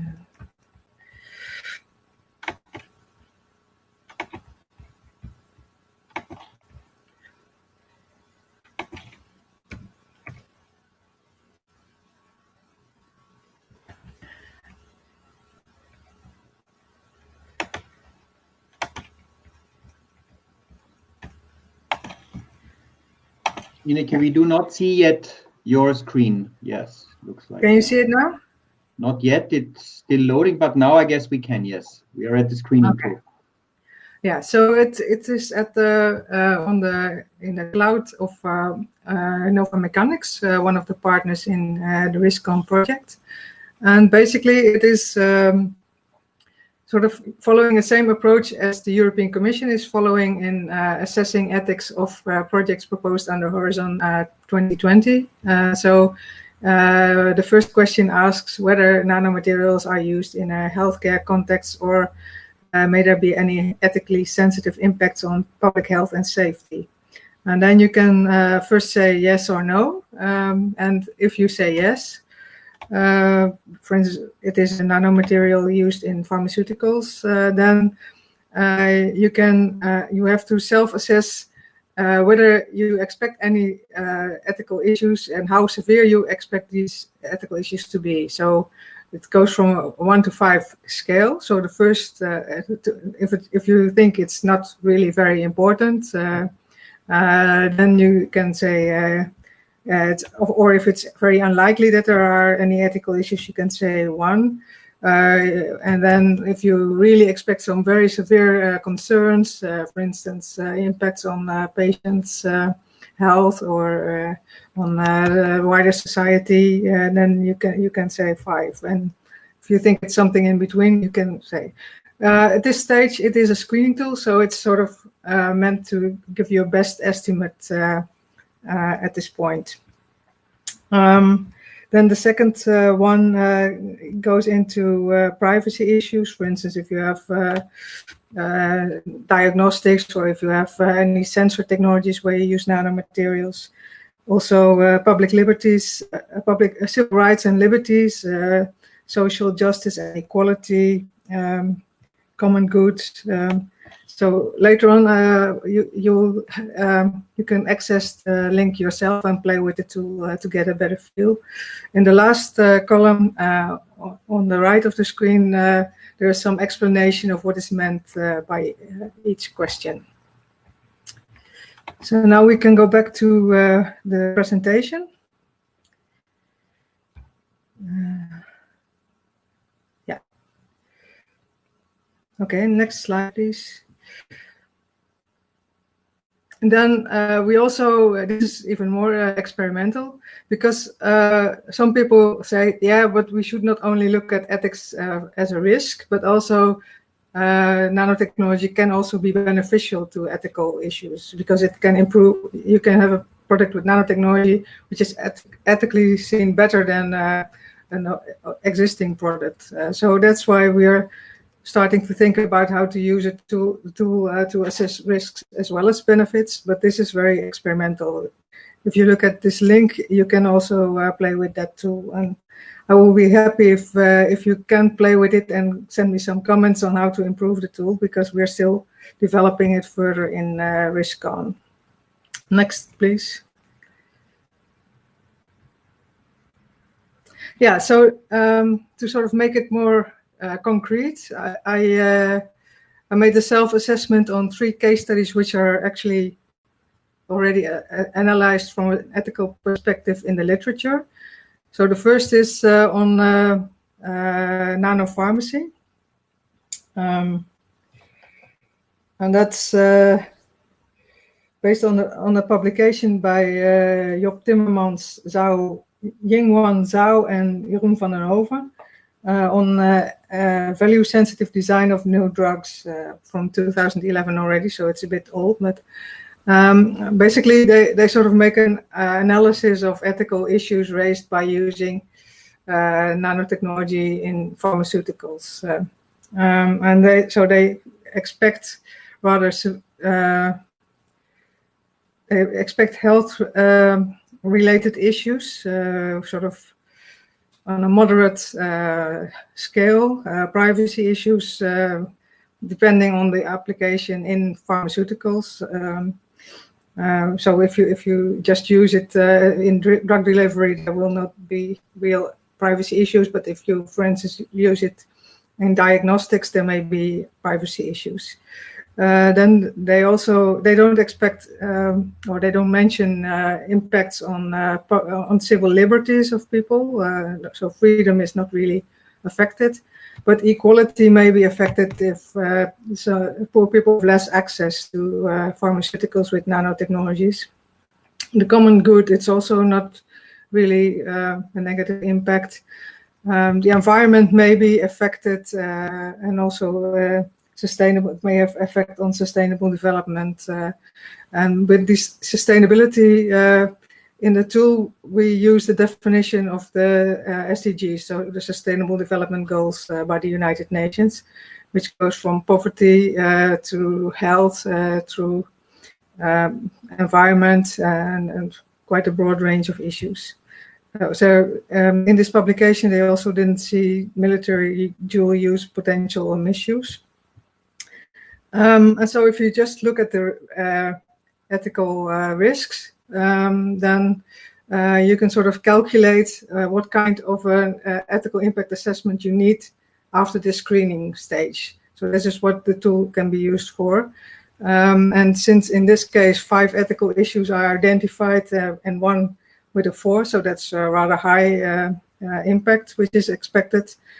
So you would have to do a very large-scale ethical impact assessment to really go into the depth of what kind of ethical issues are expected, who may be affected, what do the different stakeholders think about it, and so on. And then if you also use the risk-benefit tool on this case, then you can see that it doesn't only give a risk for health, but even stronger potential health benefits, which is not so surprising since it's a pharmaceutical where you want to use it. And also some benefits on the common good, because if you can improve the health, public health, then that will bring more benefit to everybody in the world. And also some potential benefits in sustainability, mainly the Sustainable Development Goals, which are related to health in this case. Next slide, please. So you can use the tool to do a similar self-assessment on another case study, which I also found in literature, where they assessed nanovaccines in fish farming. And that's based on a presentation by Mir and Miska, which is called Precaution or Integrated Responsibility Approach to Nanovaccines in Fish Farming, a critical appraisal of the UNESCO precautionary principle. So the link to the publication is on the slide. And if you look at how they discuss the potential ethical issues, they again see potential risk for health, for human health, and also for the environment and sustainability. Because of course these vaccines, if you use it, for instance, in salmon farmed in closed containers, but with where ocean water can go in and out. So there may be environmental impacts and also impacts on sustainable development. But at the same time, they see some potential health risks because eating fish is, of course, healthy, and sustainability can also benefit. So they are a bit more uncertain. That's why they also refer to the precautionary principle. You see that there are 3 ethical risks identified, and 2 are medium. The one is moderate. So then you need a less extensive ethical impact assessment, which is then a medium scale ethical impact assessment. Next, please. So the third is maybe more familiar to you. That's nano titanium dioxide in sunscreens. It's much discussed. And in 2010, some ethicists also looked at discussion from an ethical perspective. So they saw some concerns for health of using titanium dioxide in sunscreens and cosmetics. Also liberties, which was mainly related to the discussion about labeling products, with whether or not you should include nano on the label of these cosmetics. And then there are some environmental and sustainability concerns, moderate. So this would result in a small-scale EIA because there are 4 issues which could be affected, but they're not really very severe. So you won't need a very extensive ethical impact assessment of this topic. And then, of course, there are also potential benefits, because if you can use the cosmetics, the sunscreens, you don't get sunburn, and also there may be some benefits for sustainable development. Yeah, next, please. Yeah, I think this is what I wanted to say, and I think I also took my period because time is up. But if you have any comments or questions, I would like to hear them.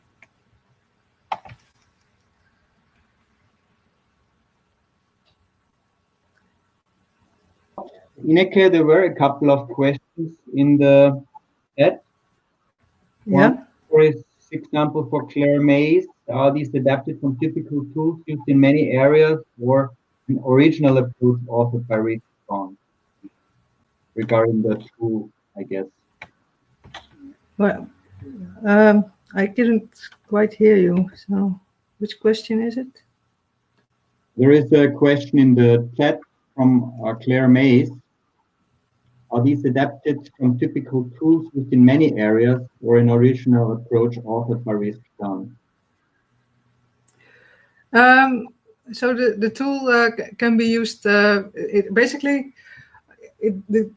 tool builds on earlier work in another project, Satori, where they developed this ethical impact assessment procedure for very different fields. So they also used it on a case study of nanotechnology, but also on other emerging technologies.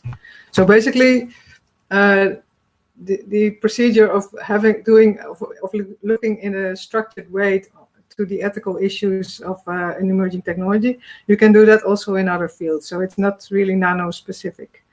But basically in RiskCon, we wanted to do a multi-criteria decision analysis of safety and sustainability of nanotechnology, but then also take into account ethical issues. So that's why I sort of tried to look at this tool which had been developed before and try to see how useful it can be in a broader assessment of nanomaterials in the risk governance of nanomaterials project.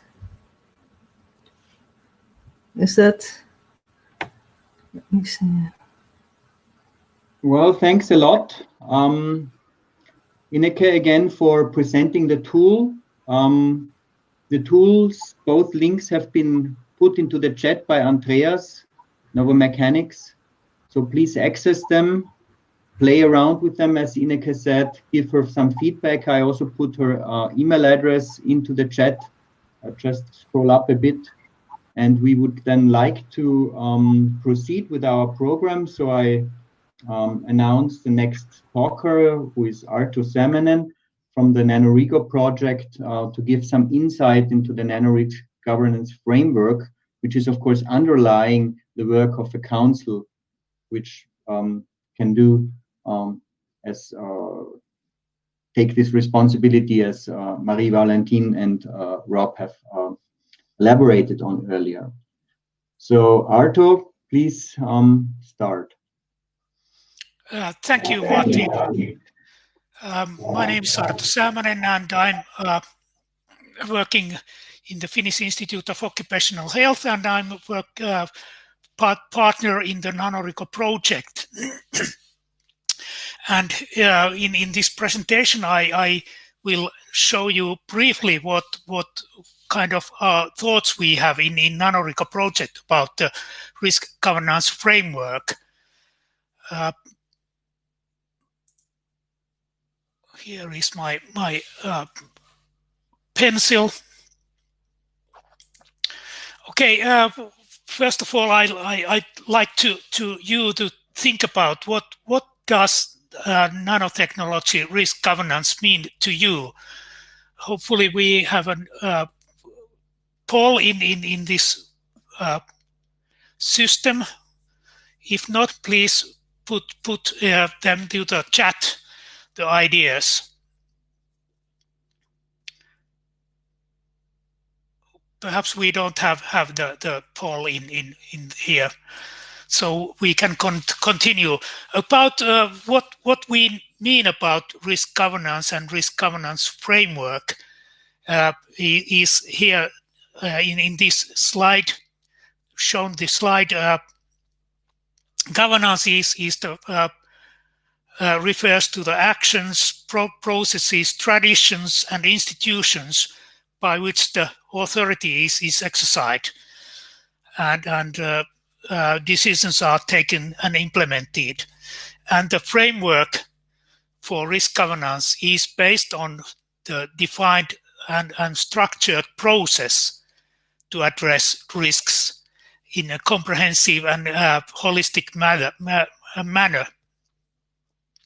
And in this process, we need to involve multidisciplinary sciences and multi-stakeholder approaches. So that's what we think that the framework should be. And so what we need in this framework? First of all, we need to integrate important concepts and principles and tools. We need an access to the data and guidance how to obtain high quality data. We need to access to the tools for risk assessment, risk management, concern assessment, and so on. We need to provide responsible and transparent communication between stakeholders, and we also support to identify future research needs and to be able to predict what is coming in the future. The risk governance framework in NanoRisk project is based on the International Governance Center's general risk governance framework. And in NanoRisk project, we are making an adaptation of that to the nanotechnology field. We have defined steps, 6 steps in the process, and for each step we have defined what they should be included in these steps. In the framework, the first we define the process, what must be done. It is the series of steps. Then we have defined core functions, which is cross-cutting issues to all these steps, which includes, for example, communication, stakeholder involvement, context and culture, and also the coordination of the whole process. And the final thing in our framework is that for each step we have defined concepts, which is the principles for nanotechnology risk governance work. We will collect the tools and the data guidances to this framework, and also we make an illustrations for each steps. It is based on the case studies, and then it will explain how this give more examples how this step will be working on. The idea is that we integrate the key elements of the governance into the framework. In this slide, we have an example for possible integration of societal considerations to the risk governance framework. We have explored a lot of possible tools and then try to find out where in the framework they fit in the most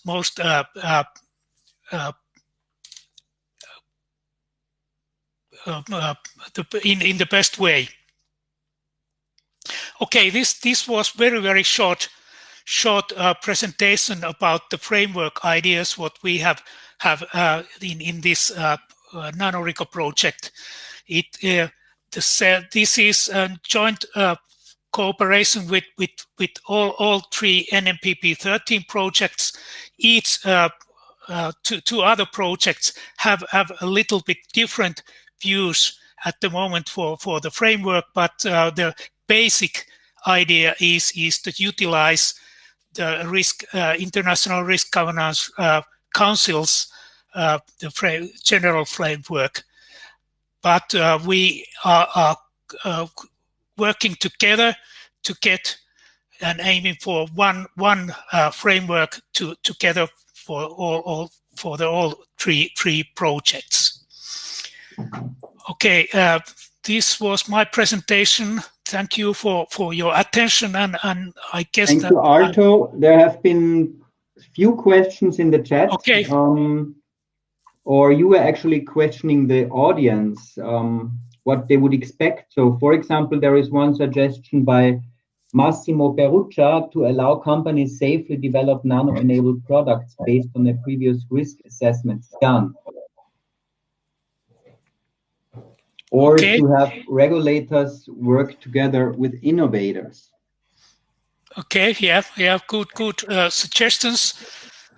Yeah, and also Ineke, participatory. Yes, of course, it's a participatory and evidence-based decision making is really important for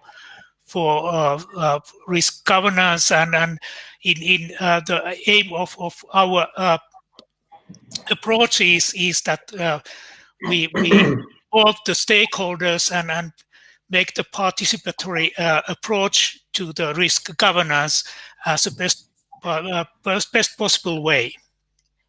Arto, you also mentioned societal effects and the societal interaction, and of course this is an issue where Martin Mullins is going to really also look into a lot, because in the end risk is something, an estimation and assessment that the whole society needs to go for.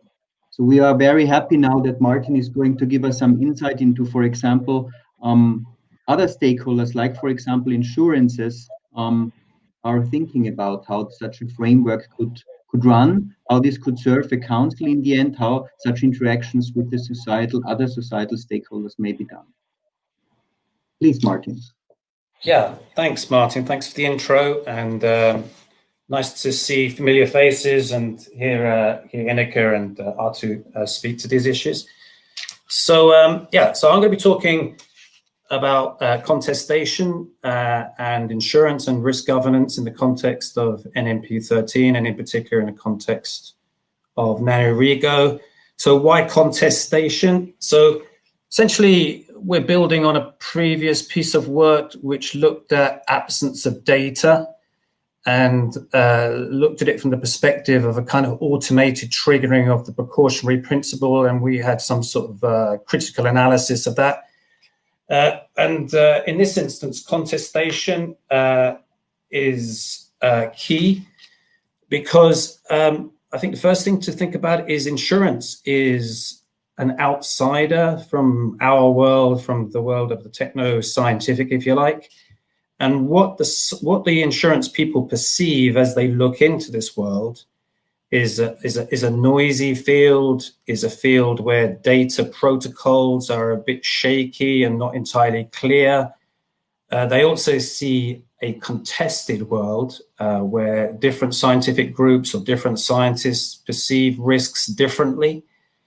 And for insurance, they need clarity. So I think let's just zoom out for a second. There's two types of key stakeholders to consider here. There's the primary insurers, brokers, underwriters. What these people typically do is they take decisions quite quickly. So they need quite simple data sets, something like control banding, decision trees, these are the types of approaches that they need. And then we have a second group of insurance-related stakeholders, the reinsurance industry.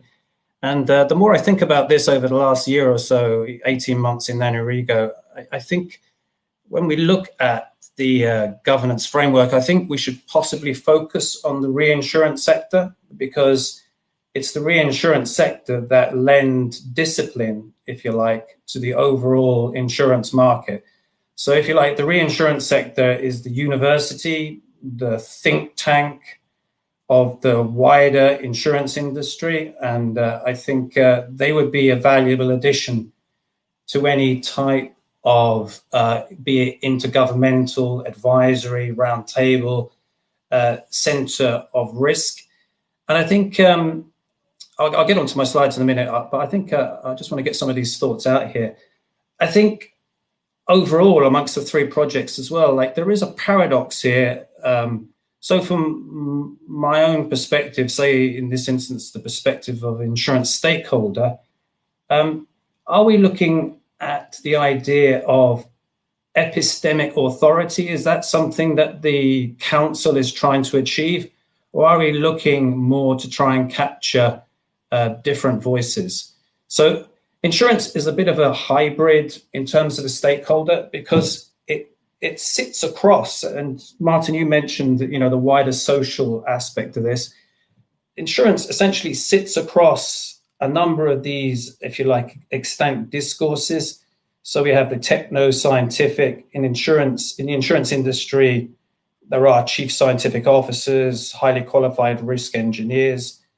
Then we have, if you like, a more business-orientated logic. So the underwriters are very anxious to get in business. That's the, if you like, that's the drive of the organization as a whole. We also have the presence of official logics in insurance. I think this is also interesting when we consider governance initiatives like NMP 13. So in this case, what we're looking at is, so the financial industry is a very heavily regulated industry, more so I would suggest than the chemical industry. So these regulators actually want to see the way insurance calculate risk. They want to see whether or not there's long tail risk in the system. And nanotechnology is, if you like, potentially it's the perfect type of long tail risk. And of course, all these people who work in insurance they exist in society, so they're exposed to activist discourse in the social media.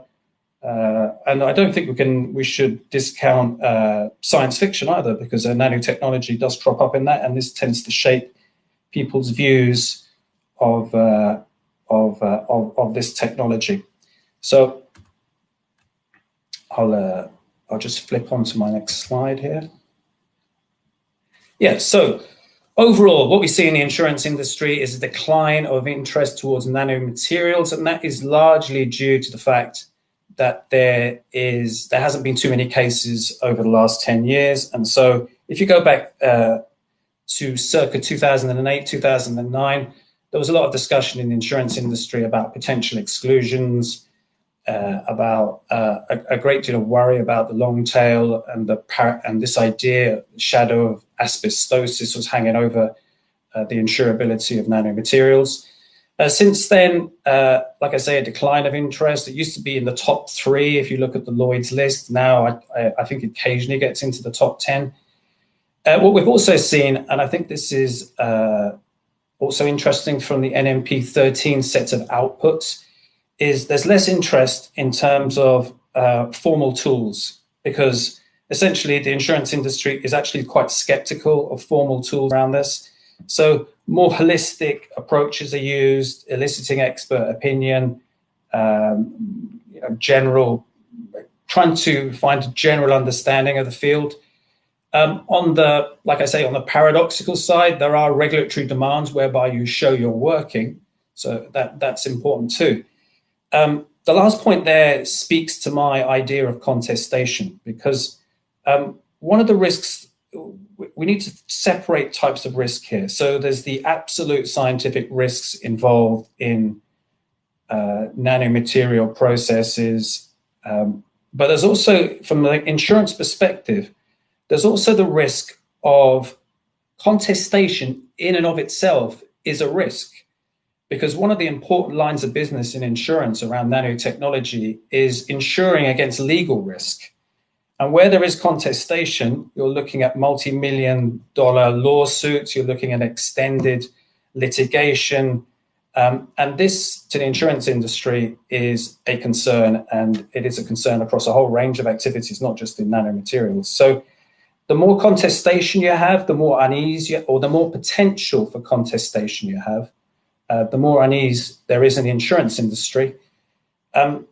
Recently, I spoke to a third provider of data to insurance. Again, interesting for an NMP. I think Rob spoke of providing services. So one of the services this group provide, I won't name them today because I said I wouldn't, is essentially they scan the literature, the scientific literature around nanomaterials, nanoprocesses, and they afford it a score from 0 to 1 according to how much agreement or disagreement there is in the field.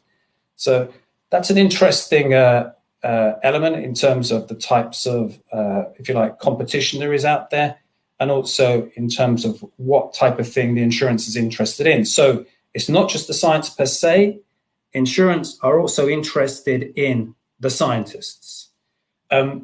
I would add to this as well. Insurers are not only interested in the science per se, but if you think about insurance, their unit of analysis, what they're looking at primarily is they're looking at the firms involved in the field. So they need knowledge on the nature of those firms, the type of training regime that exists in these firms.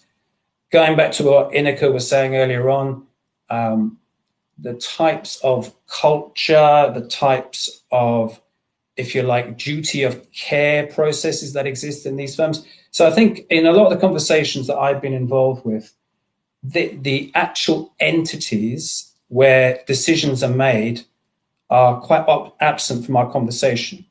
And if you compare this to what happens in financial regulation, it's really quite different. And I think we could learn something from financial regulation in this regard. In central banks across Europe, what is really the focus of attention is the nature of culture in the regulated entities. And I think in this space, we need more attention to the nature of that industry, the types of people that work in it, the types of pressure, the types of bonus schemes, the economics and so forth that exist within these companies. Quick question for you, Martin. I'm looking at my time here, 48. When am I due to finish?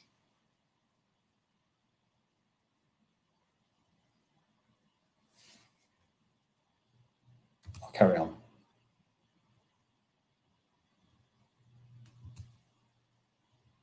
So I see a question. So what are the impacts of other stakeholders? So I suppose the impact is that if you can imagine a risk engineer under pressure may have to jump, this is a question from Claire Mays, may have to jump from one field, maybe looking at the oil industry in the morning, the food industry at lunchtime, and the nanotechnology section in the afternoon. So I think this is one of the things that the NMP outputs could really serve. It's quite difficult to get good information, clear information, non-noisy information quite quickly. So I think if that's that answers your question. And are these directly measured today or just implicit? So there is some attempt at measure, there is some attempt at control banding, but there are few attempts in terms of actually affording precise numbers to the types of risk. As far as I can see, there's been a move away from that type of formal approach to measuring risk. So I hope that answers your question, Claire. Can I go back to my presentation, Martin? All I'm seeing now is the comments.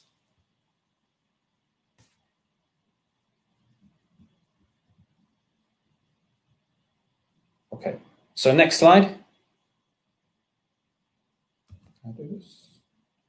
Oh yeah, so this is an example of I just point to the third paragraph there. This is a blog, an insurance blog, and essentially what you see in the third paragraph there is this idea or this perception in the insurance industry that, say, in the field of toxicology and how it relates to the environment, that this field or that these phenomena are still relatively poorly understood. So that's the overall impression of insurers in this regard. So next slide. So again, this is from The Guardian relatively recently. So I'm gonna flick through a few of these slides now, just to next one. So this is from the article. Oh, go back one. Yeah. So just an example of the type of contestation that exists in the media. And as I say, insurance professionals kind of transverse a lot of the fields that we're looking at. Some of them are scientists, some of them are not scientists, but these are the types of things they get exposed to. So from this particular scientist at Duke University, I wash my hands like crazy, to a more, if you like, benign interpretation. And also recently the titanium dioxide, that was quite a lively debate across different mediums. So this is what insurance people see. And if we want to help them, well, first of all, they can help us because they can lend a degree of precision and a different type of logic to our activities within NMP 13, within a framework, within a governance council. But I also think, as a community, we need to think about communication. I think communication is key. Risk communication is key, and how to make so we need to be inclusive, but paradoxically, we need to be less noisy for this particular stakeholder. So I'm going to stop there because I think I'm out of time, and I'll hand back to. It looks like Andrew's up next. Is that right? Yeah, that's fine. This is okay. Very intriguing. So, welcome. Can you all hear me? Transferring now directly to Andrew. Where do we and how do we carry this further on into the industry by how can we understand safe by design concepts operating these kind of quite difficult issues? Thanks again, Martin. This was a great counterpoint, I'd say, to all this data-related science that we saw already today. Okay, shall I start, Martin? Yes. I'm sorry if I interrupted you. It's kind of quite challenging. Okay, so I'm giving a very short introduction to this session. So, okay, so I'm starting with the philosophy of safety by design. And in terms of safety management, you have two concepts to deal with safety management. Either you just control the safety management based on received evidence, is what you do in safety by design, or you use the precautionary principle, which takes account that the public just don't want any of this hazard around. There's no scientific basis, so they just ban it. And a very good example is the latest epidemic of COVID. If you apply a precautionary principle to COVID, you impose a nationwide lockdown. On the other hand, if you're going to control the epidemic, you base your control on received evidence, which is applying the test and trace system and leading into vaccination. Okay, so I've always seen safety by design, and I've had this idea for many, many years because it can apply to very many things, including the COVID, including environmental pollution, including climate change, and of course, production of nanomaterial. And I always see it as a control system, in that you have a production line, which is your production of nanomaterial, And at the same time, you screen your nanomaterial, and the results from the screening control the design. So if you get toxic nanomaterial being produced, you automatically moderate your production. So that is how I see safety by design. It can be applied in a reductionist or specific way, or you can use the kind of control system idea at a very high level, as I've already mentioned for COVID-19. So they told me to be very short, and this is the kind of system I'm talking about in nanomaterial production, where you have a production line at top, and then you have an output, and you have a screening line going down to a sensor, and the measured output is moderating your design of nanomaterial. Okay, so safety by design, as I've already said, operates at various levels. I've talked about the highest level. It involves continuous dialogue between providers and regulators.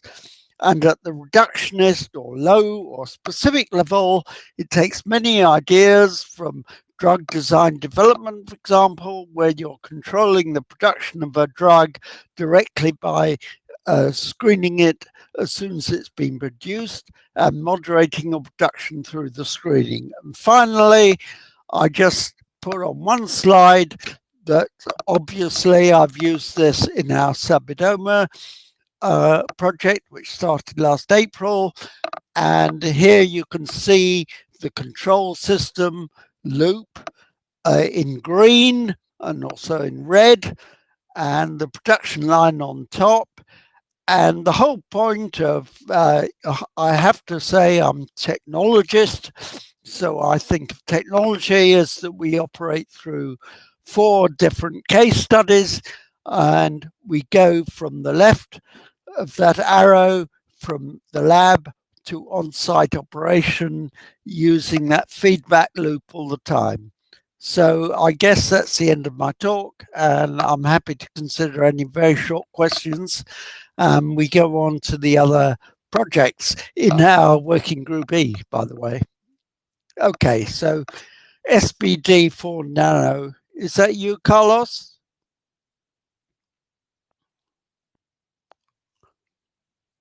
Hello? I can't hear anybody. Already. Please unmute your microphone. Okay, I'll do. I'll mute mine.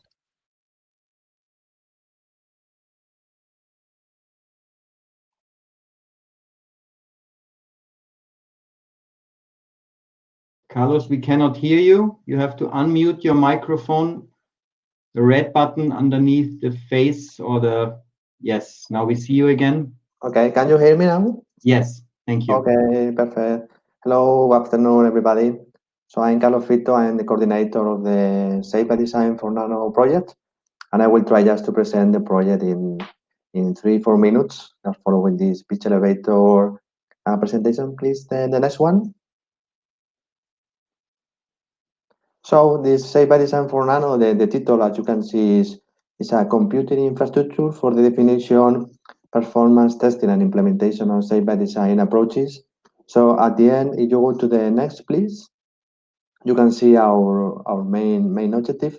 So the main objective of our project, following always the principle of the Safe-by-Design, here is to develop a kind of very advanced tool. We say the tool as the e-infrastructure. So this e-infrastructure will focus on trying to guide the industry in selecting proper Safe-by-Design approaches, considering for one side the toxicology of the products, and try to balance between decisions between the reduction of the toxicology and always maintain the effectiveness of the products. So our main concern here is try to develop a structure that guide the user at the end to reduce the risk in terms of toxicity and exposure, but always maintaining the functionality of the product in the final products, in this case like paints, cosmetics, or products from the pharmacy world. So our main outcomes here is the infrastructure as such.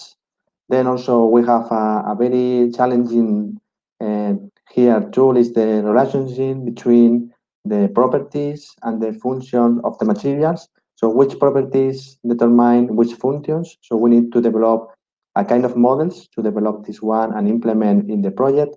Then also we are going to develop a new library of risk management measures and also different guidelines to cover all the work of the Safe-by-Design to try to guide the users on selecting proper measures. Then in the next, please. So you can see our consortium. So the main point of our consortium is that we have up to 10 companies. So we are people from the research area, but also we have 10 companies that are in charge of the development of the nanomaterials. So we have different kind of materials. And then we have these companies in validation case studies.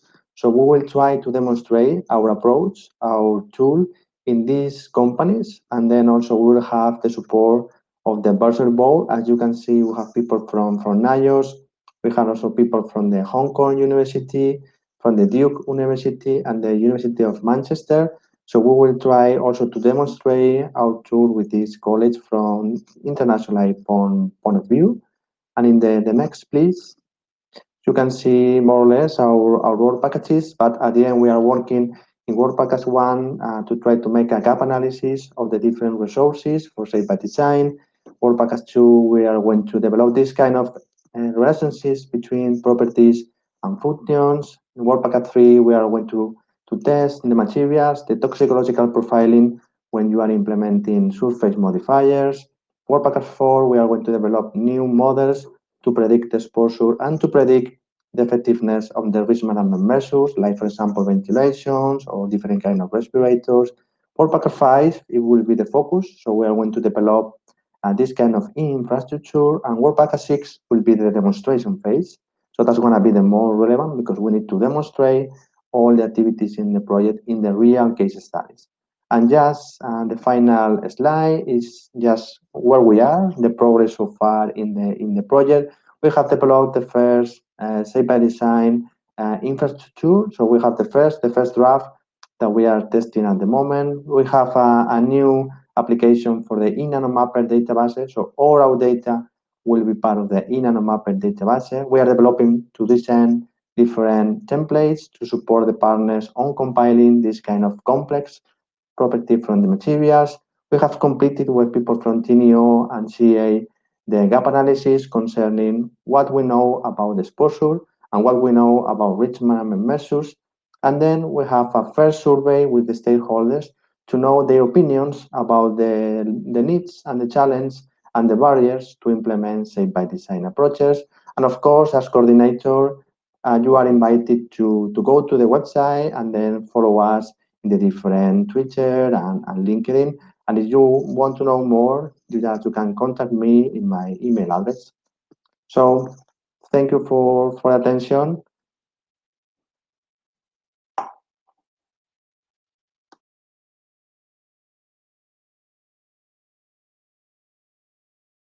Thank you, Carlos. We have the next project, Soko, to introduce quickly. Thank you very much.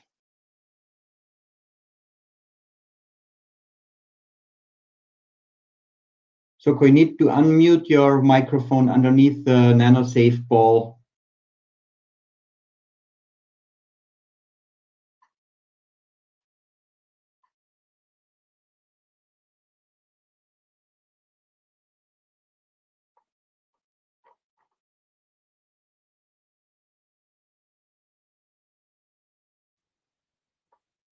We cannot hear you, Soko. Now we can. Hello. Yes.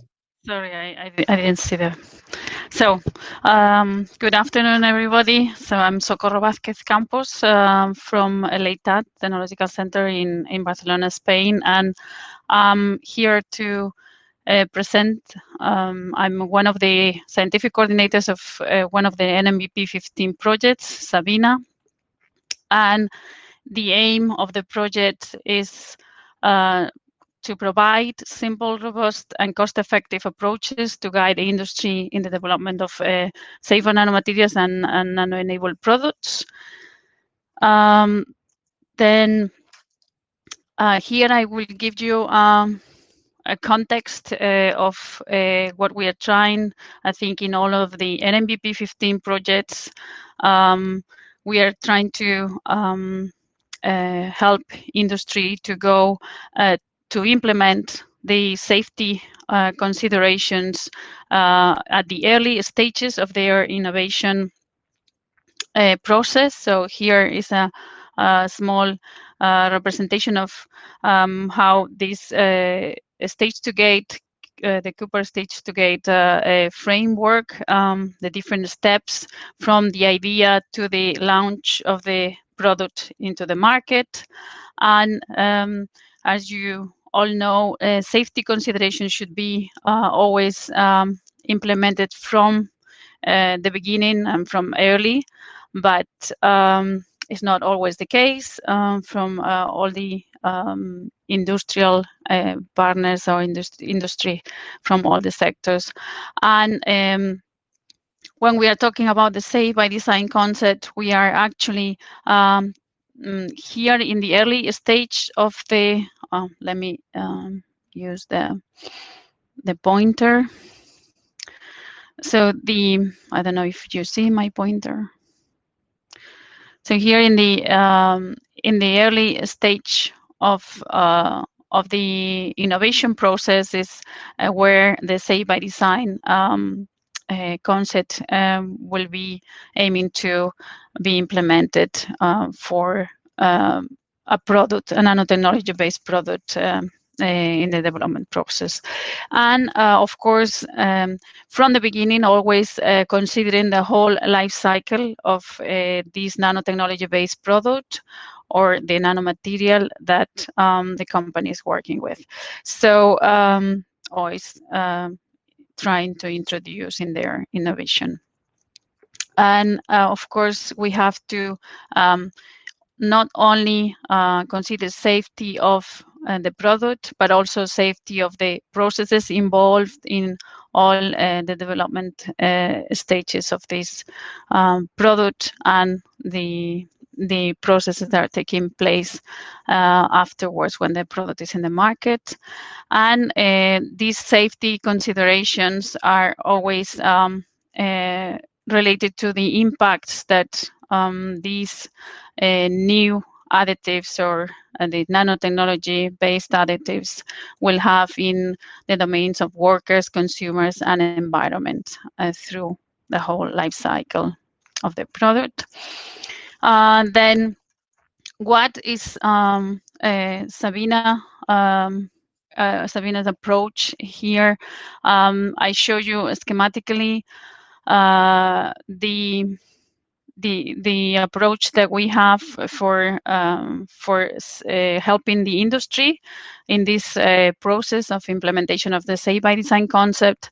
So what we have is a lot of efforts done in previous projects and previous initiatives, and many organizations working on developing models, tools, methods, generating databases, as we seen this morning, all the efforts that we have on the different domains for collecting all the data generated. But all these existing resources, as you know, we know from also from stakeholder consultations in previous projects that still there is a need of for the industry to guide them how to use all this and how to streamline all these existing resources for them to be useful and to make them user-friendly and to guide the industry in the process of identifying the risks, and also to provide some cost-effective safe by design solutions, as I said, towards safer products, but also towards safer processes, and all that to guide and streamline and make this workflows, identify the workflows for the industry. We will put this into a web-based guidance platform, so the Sabina platform, and then we will showcase the use of this Sabina platform in two sectors, in paints and 3D printing.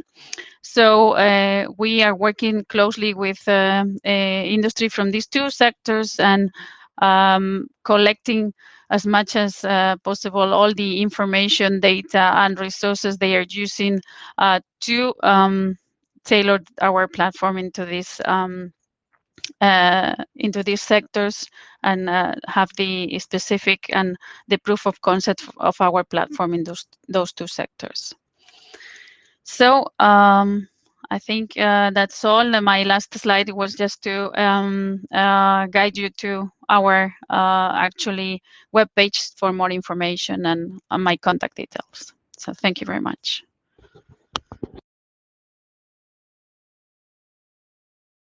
This is, of course, very interesting to us, but it's very, very low amount of time which we have for introducing the projects. I would like to ask Anna to shortly introduce Asina project.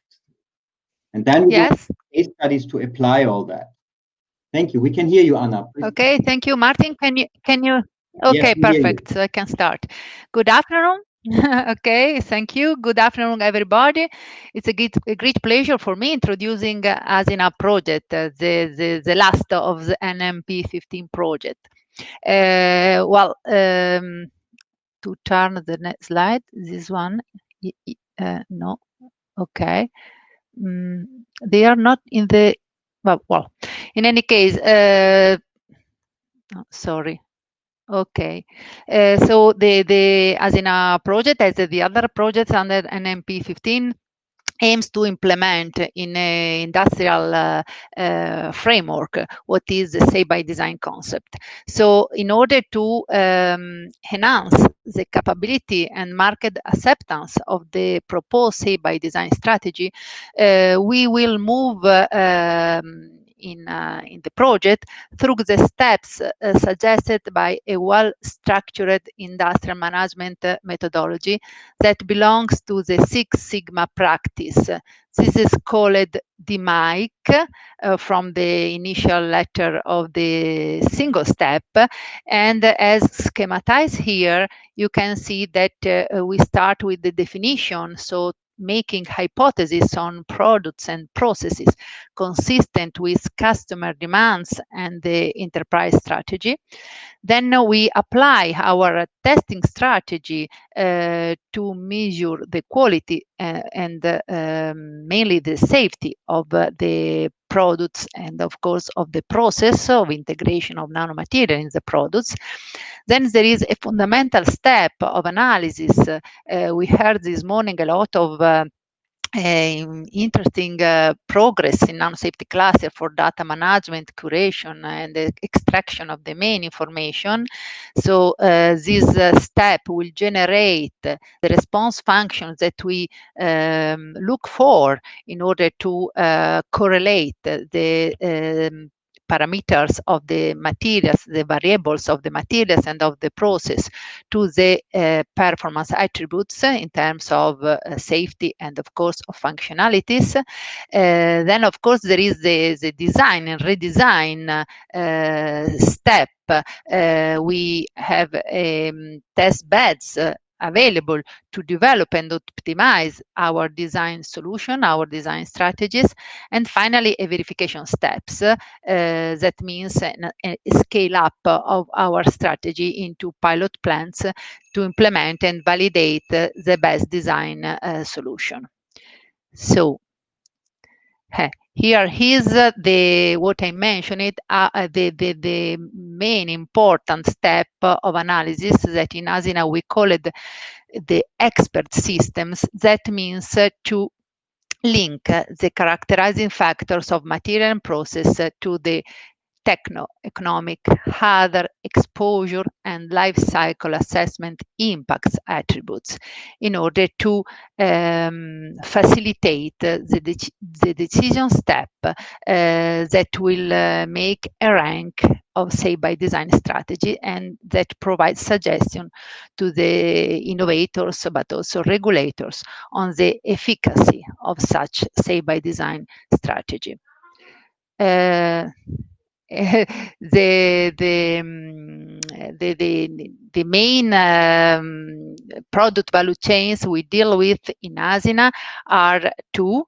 One is the antimicrobial, antibiofilm, the pollutant coatings developed in clean technology, in particular antibacterial textile and photocatalytic filter.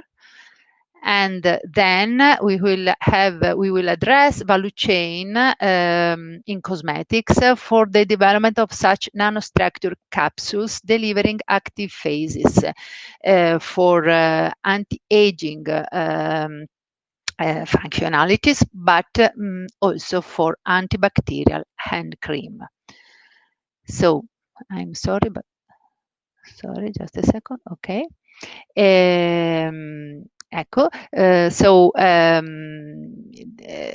Considering the case studies that we will develop in Asina that mainly deal with antimicrobial solution, we are happy to inform that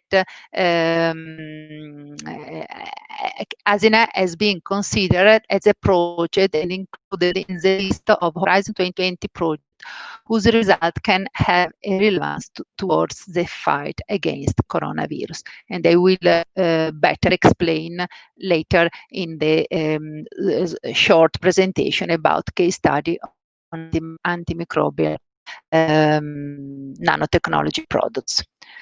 So that's all from my side. I'm sorry, but I had a different, yes, the final remarks if I have time, but I had a different order of the slides, but in any case, I finished.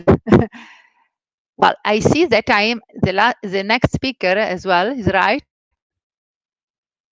This is great. We have an overview of the 4 projects, and now we really can you hear me on 2 application examples how this could be running, and then we would also like to get some feedback from the audience. So Anna, please be so kind and present us the case study number 1 on this antimicrobial solution, which is also going into the direction of anti-COVID activity, which you just mentioned. Thanks a lot.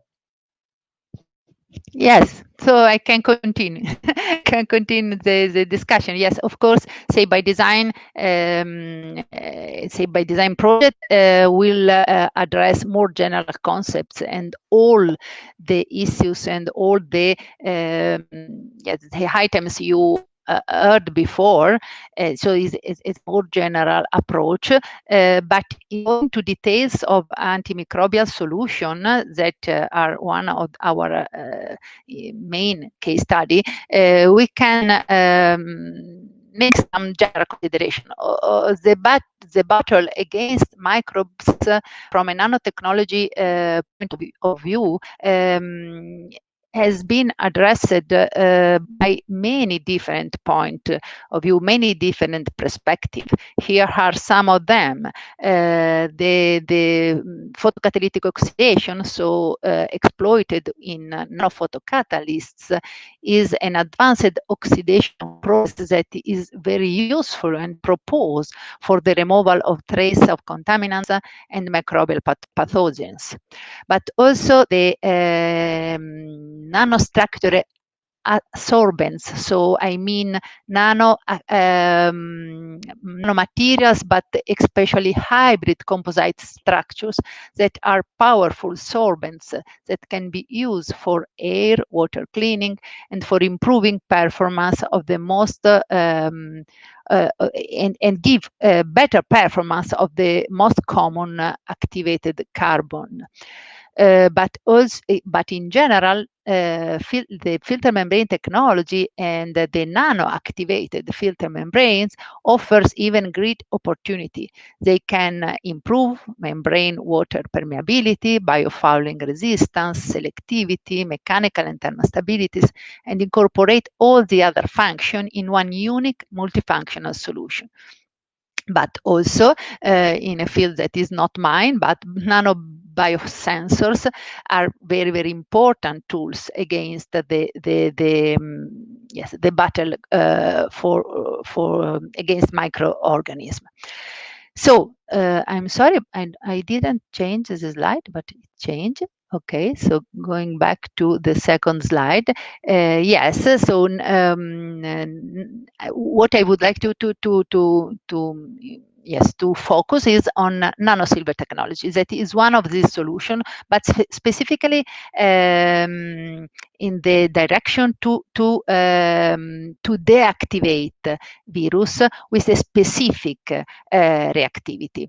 So we know silver nanotechnology is an ancient technology. The colloidal silver is known since ancient times, really, and has demonstrated antimicrobial activity. So it is used as disinfectants for technological application, coatings, but also in nanomedicine.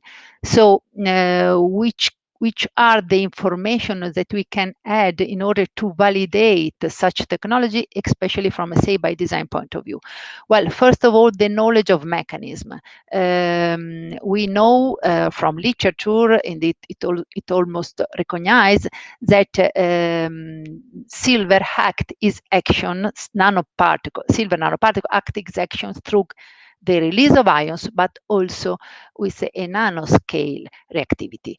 And here I represented two different, most likely mechanisms in case of bacterial and in case of virus. In this case, SARS-CoV virus, whose dimension are more close to the dimension of nanosilver. So in the case of bacterial, the most recognized mechanism is the release of ions and the interaction of ions with the membrane receptors of bacterial that can complex tile groups and determine elysis of membrane, but also induce some oxidative stress mechanism. In the case of virus, we are in another scale of size. So what is reported so far in terms of nanosilver reactivity is that silver can surround the virus receptor domains and so block the entry of the virus into cells. In this case, a design solution could be the embedding of virus in a polymeric matrix that can entrap better the virus and so produce the desired effect. So it seems what is important to highlight is that from a point of view of safe-by-design approach, this is a typical case where we deal with materials that are intentionally toxic. So what is very, very important. What is our contribute from NanoSafety Cluster in this case is when we deal with the use stage that is the more relevant for tracking the reactivity of such material, we needed to identify a safe range that is between two reference dose value, one that is related to the antimicrobial activity and the other one that is related to the potential toxicity. So what is very, very important is to jump in this safe but active range. So under this perspective, for sure, we know that nanometals are quite not always alone. They are always surrounded by a coating that is the stabilizing agent, the capping agent. So Safe-by-Design can act here in this coating. This coating can control intrinsic toxicity, can control the interactions, the direct interaction with biological target, can control the bioavailability of silver nanoparticles and ions.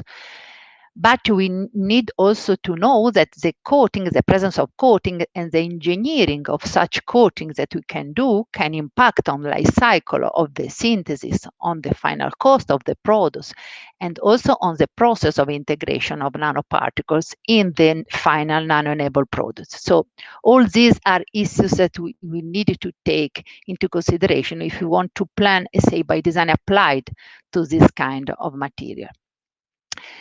So what is the remaining are questions that we prepare for the audience, but I don't know, Martin, how you can manage them. Okay, in this way.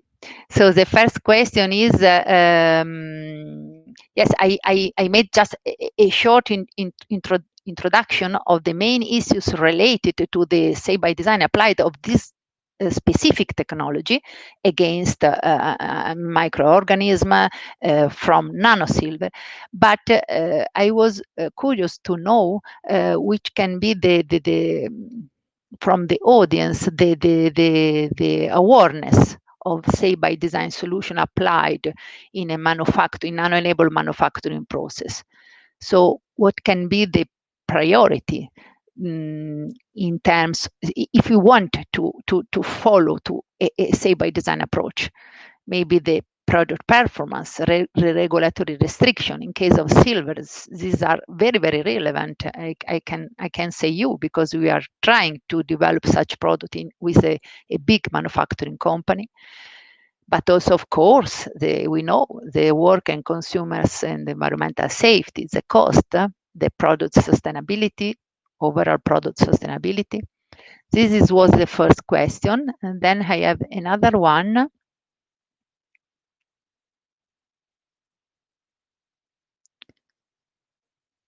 Yes, I don't know, Martin, if there is another list of questions. Hello, can you hear me?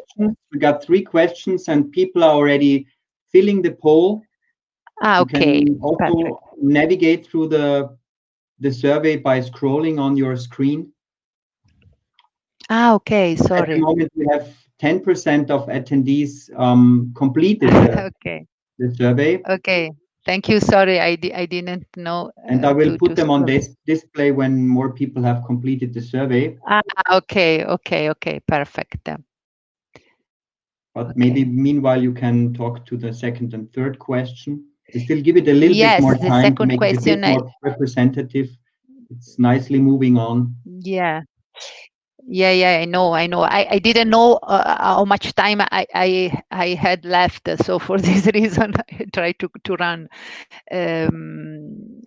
But yes, the first question was more general for the perspective of a nano manufacturer. In this case, is more from the perspective of a nano innovator, a material scientist that want to design a product that is active against, in this case, microbes. And so which kind of advantages can take from Safe-by-Design to improve the range of applicability, to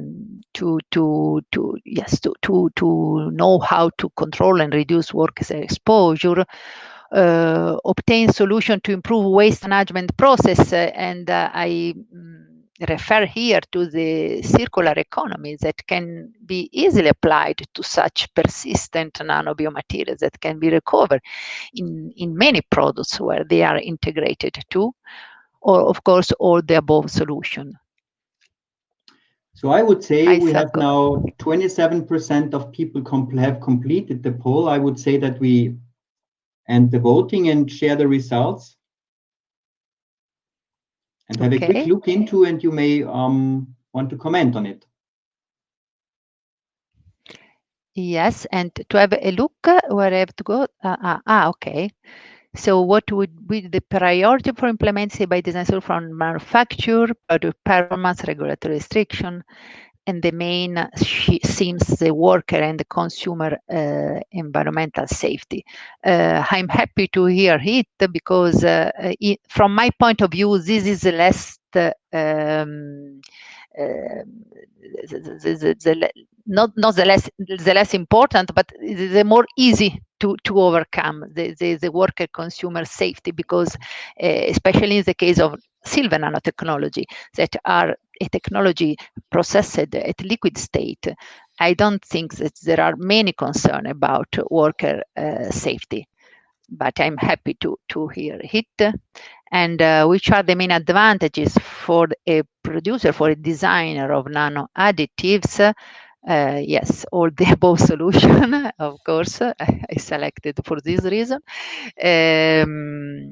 And yes, improve the range of applicability, of course, is very important because the range I highlighted before, toxic but not toxic for human and environment.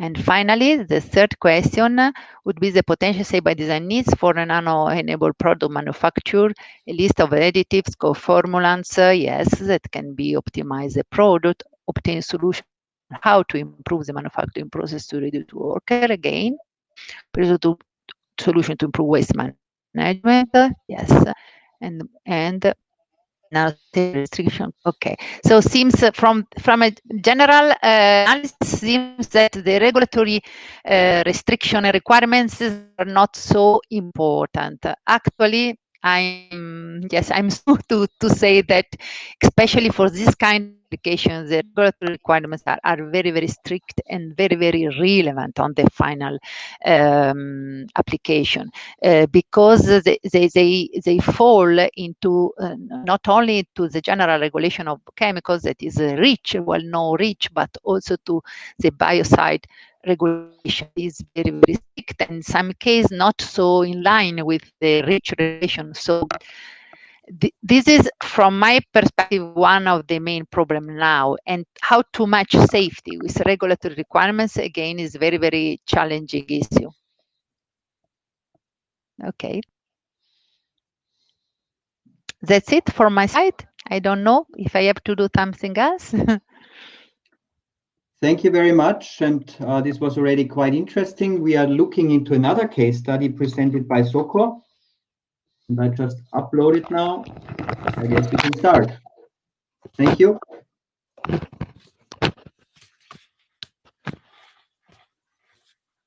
We have again problems hearing you, Soko.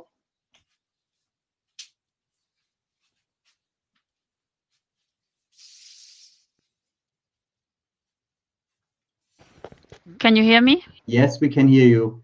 Okay. Okay.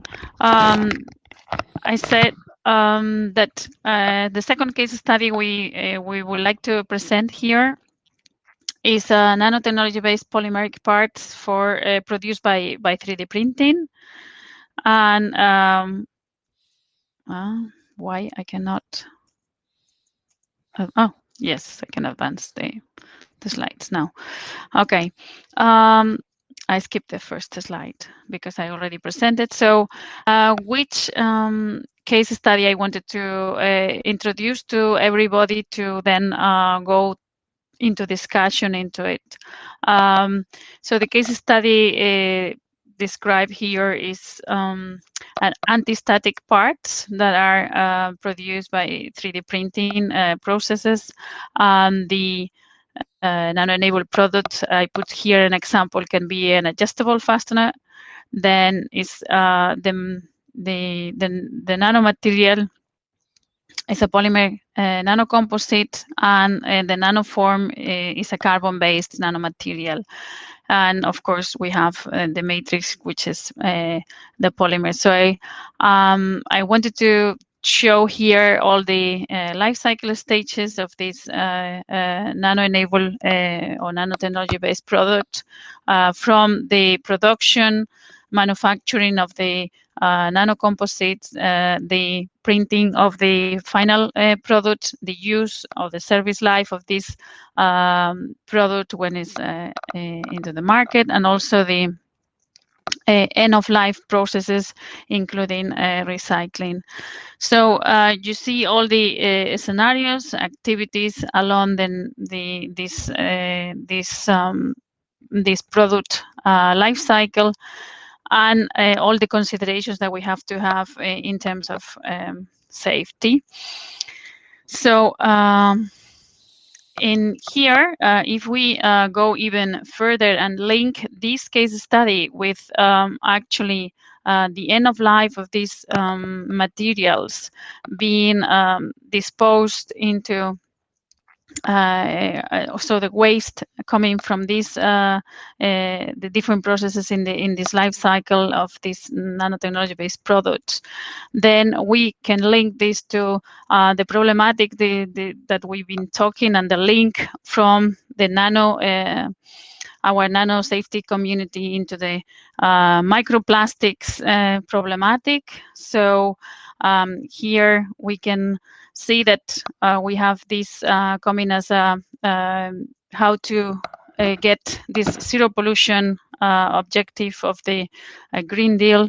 So 300 million tons of plastic manufactured each year, plastic taking 95 years on average to degrade. They accumulate in the oceans eventually, and all the life cycle of this plastic, so from disposal to the ocean. So we have to trace them all the way, and all the processes that can lead to this these wastes and this degradation of these polymers into the microplastics.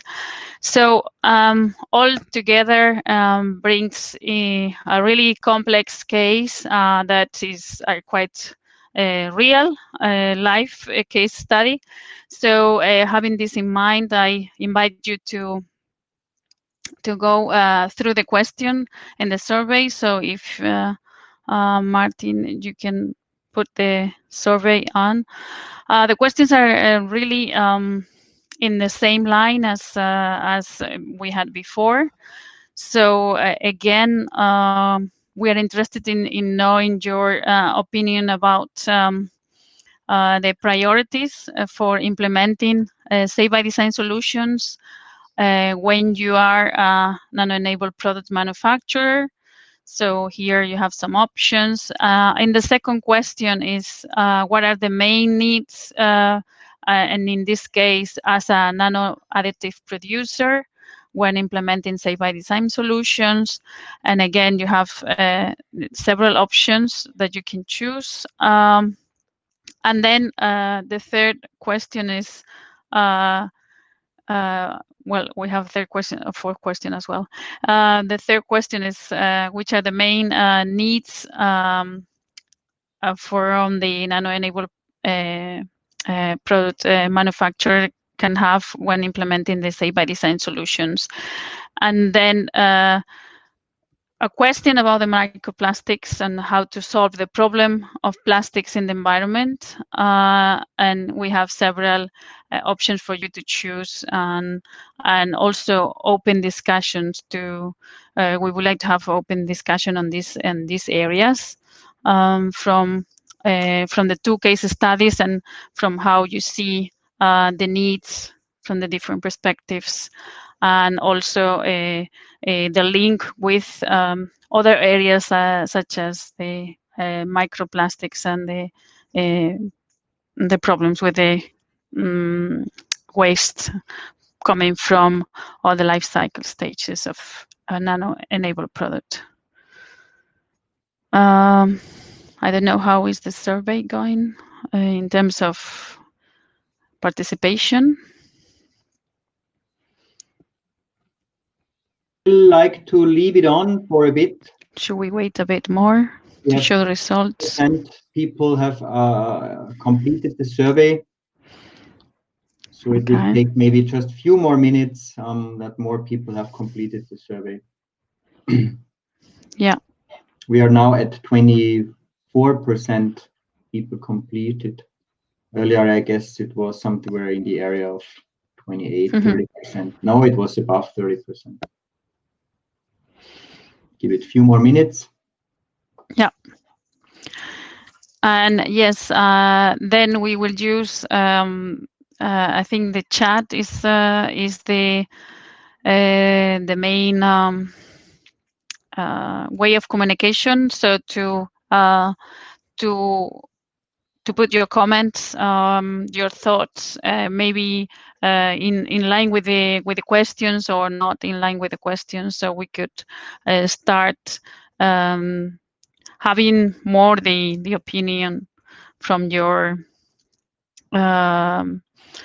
side. So we want to have the opinion from the participants, and we don't want to present anymore. So I think we show you briefly what we are doing and we are trying to do in this project, just starting.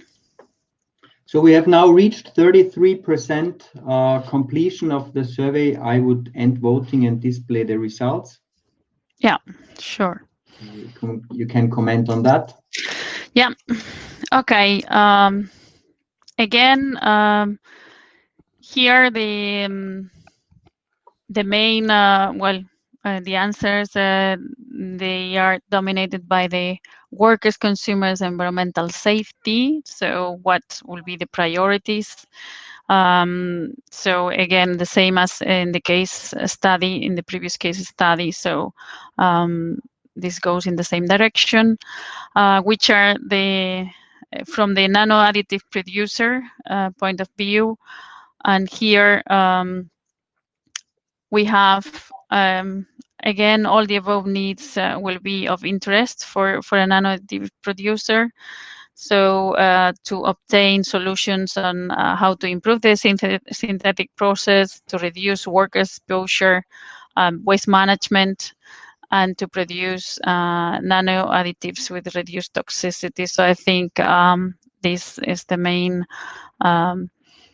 issue. Also, following as well, the obtained solutions to produce nano additives could reduce toxicity, which is, I think, one of the main priorities for the producers as well.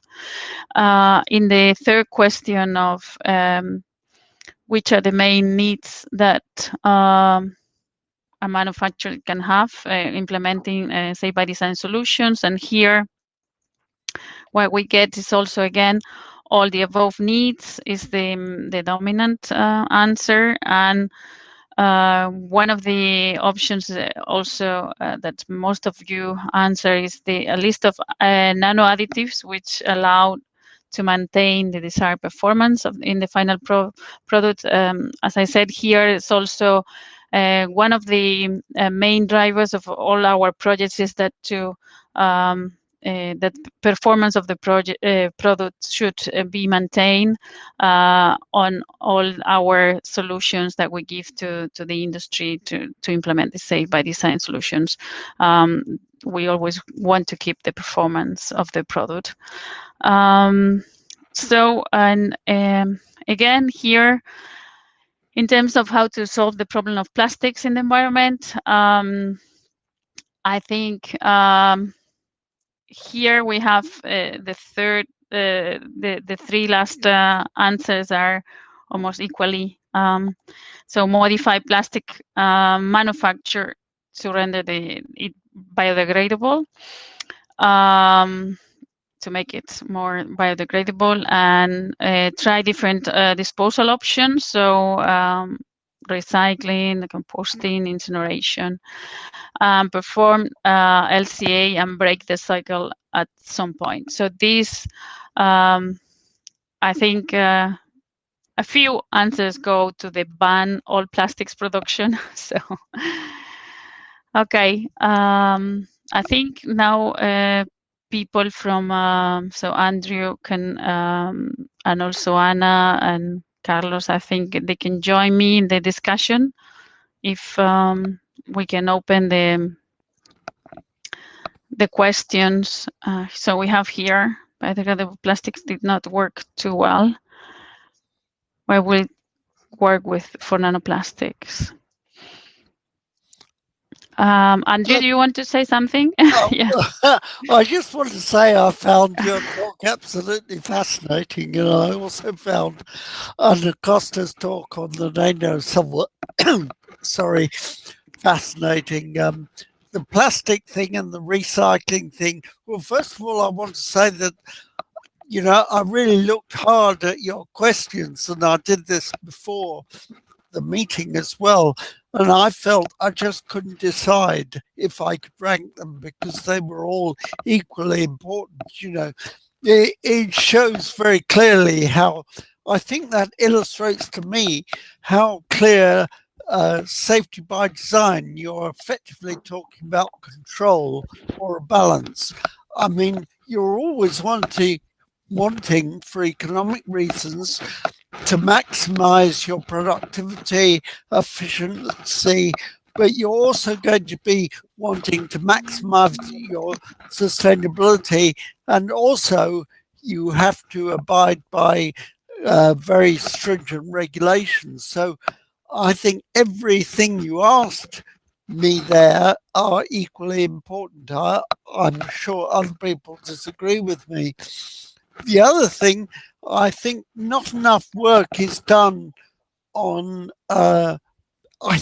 first of all, I think the idea of plastics, I'm sorry if I'm talking too much, but the idea of plastics is absolutely very obvious, because you said that 300 million tons of plastics are produced each year, and it takes 95 years for the plastic to degrade. So they're going to accumulate in the environment, and because the way the environment works, they're all going to end up in the sea. So I think to anyone in the public, it's just plain obvious that they're going to accumulate.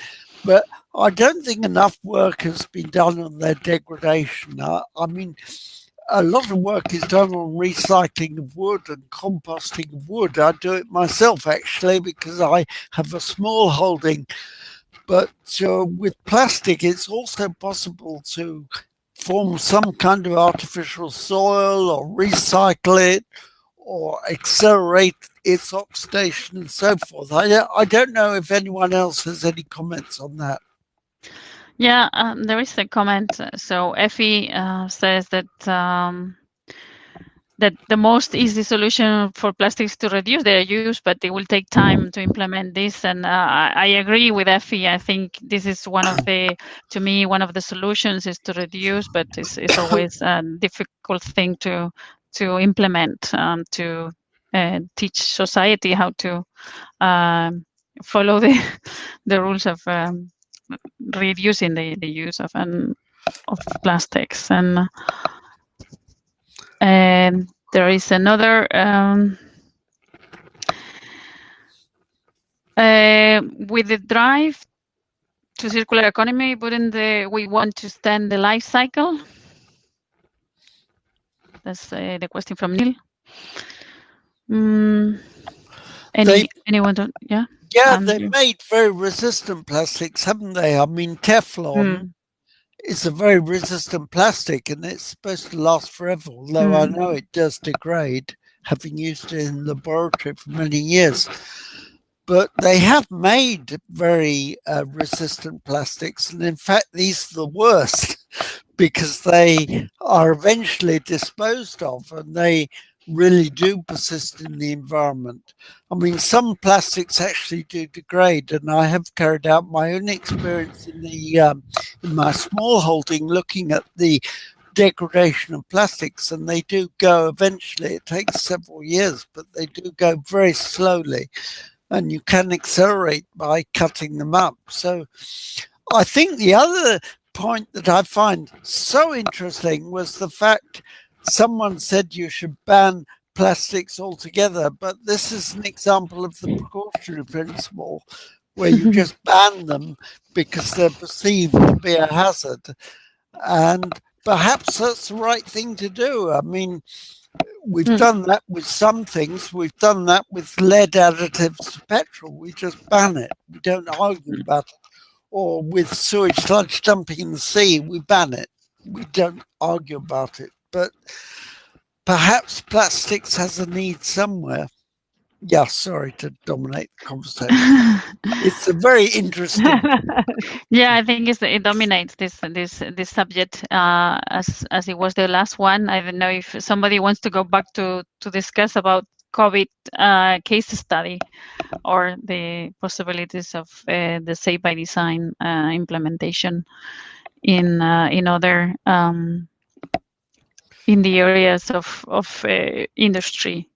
So here, going into the comments, there is a need to make recycling of plastics more cost effective on a larger scale. And yeah, this is things that are going on and things that are suggested in terms of recycling, in terms of keep working on the biodegradable plastics. And yeah, here again, the biodegradable plastic is nice, but looking at suitable, less persistent options is a bit missing, it seems. Yeah, from Eric.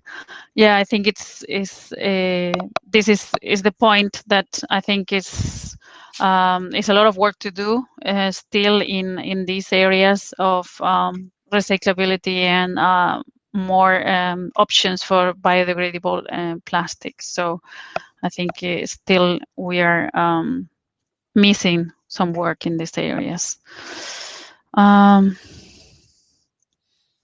And Neil, again, do you think socioeconomic analysis techniques will help where there is a need to balance positive and negative impacts? Yeah. Yes, sorry, go, I Andrew. think that's one of the best things that's come up. I think that describes looking at safety by design at the highest level. It's a philosophical concept, and it's a question of management. And I think socioeconomic analysis, looking at positive and negative and balancing the two, I think that's brilliant. Thank you. Yeah, put that down. Anna, you want to comment anything about you want to go back to any of the comments on the COVID case study, or? Yeah, but here you have yes, one. There was a comment by Massimo Perucca that is involved in us in a project as well. Yes, that highlighted how all the criteria we consider today and also in our NanoSafety cluster research related to performance attributes. I not mean only safety, but also the other criteria we mentioned, cost, life cycle assessment. All these should be considered in a more overall sustainable by design perspective. So again, a multi-criteria analysis is the only one that would allow to balance between all these requirements, all these needs, all these important features. So yes, I think that the final consideration is that we and this is what we would like to do in all our safe design project. And what I missed to say is that we want to thank you to the coordination of Andrew. We want to collaborate each other to provide a clear indication for the decision step that is the final goal of our project, to provide decision tools for actually choose between one design option and another, and to validate such safe by design strategy. Thank you very much, Anna, for your kind words. I have to say the whole summer and spring has been a load of fun, because we haven't just discussed this here, we've been discussing it at our very lively meetings. Thank you, Anna. Thank you. And I agree, a multi-criteria decision modeling, and it kind of, I'm sorry about my voice, it kind of emerges as something new that can be put forward into Horizon Europe. This kind of decision modeling at an economic, socio-economic, philosophical high level is needed to, as part of a, and I hate to say it, a very elaborate control system. And the decision modeling is based on all the scientific evidence. So it's basically working with evidence-based decisions. So that's really nice. We've actually got somewhere today. Thank you very much. I don't know what anyone else thinks. I've done a lot of talking, but Anna, I loved your presentation about the nano silver. I really liked it. We have worked on it ourselves, and I loved how it surrounds the virus, because we know it's the soluble silver that kills the microbacteria, but how it works on the virus is fascinating. Okay, anyone else want to say anything? So thank you so much to all the audience for this quite intense and long day. Thanks for all the presenters of this working group E in the last session number 6. Final word from Andrew and from all the other presenters eventually. So are we fit for translation into sustainable development as demanded by Sören today in the lunch break or in our lunch, working lunch for the Green Deal concept? I think we're very much going forward to a sustainable development. I think what's so nice about the 4 projects so far, and including, I must include also the Nano FabNet, which is another project from Steffi, but one of the most interesting things about it are how different they are, yet they all have a common objective. And I've noticed this right from the beginning. And we all put sustainability at the heart of the project, as well as obtaining a good, as well as the economics. I think what came out of it today was the it kind of goes back to my introduction that safety by design acts at all levels, but in fact at every level you're relying on evidence-based decisions, whether it's at the level closest to the actual work, designing nanosilver to kill viruses, or whether it's the highest possible level where you're looking at a global strategy.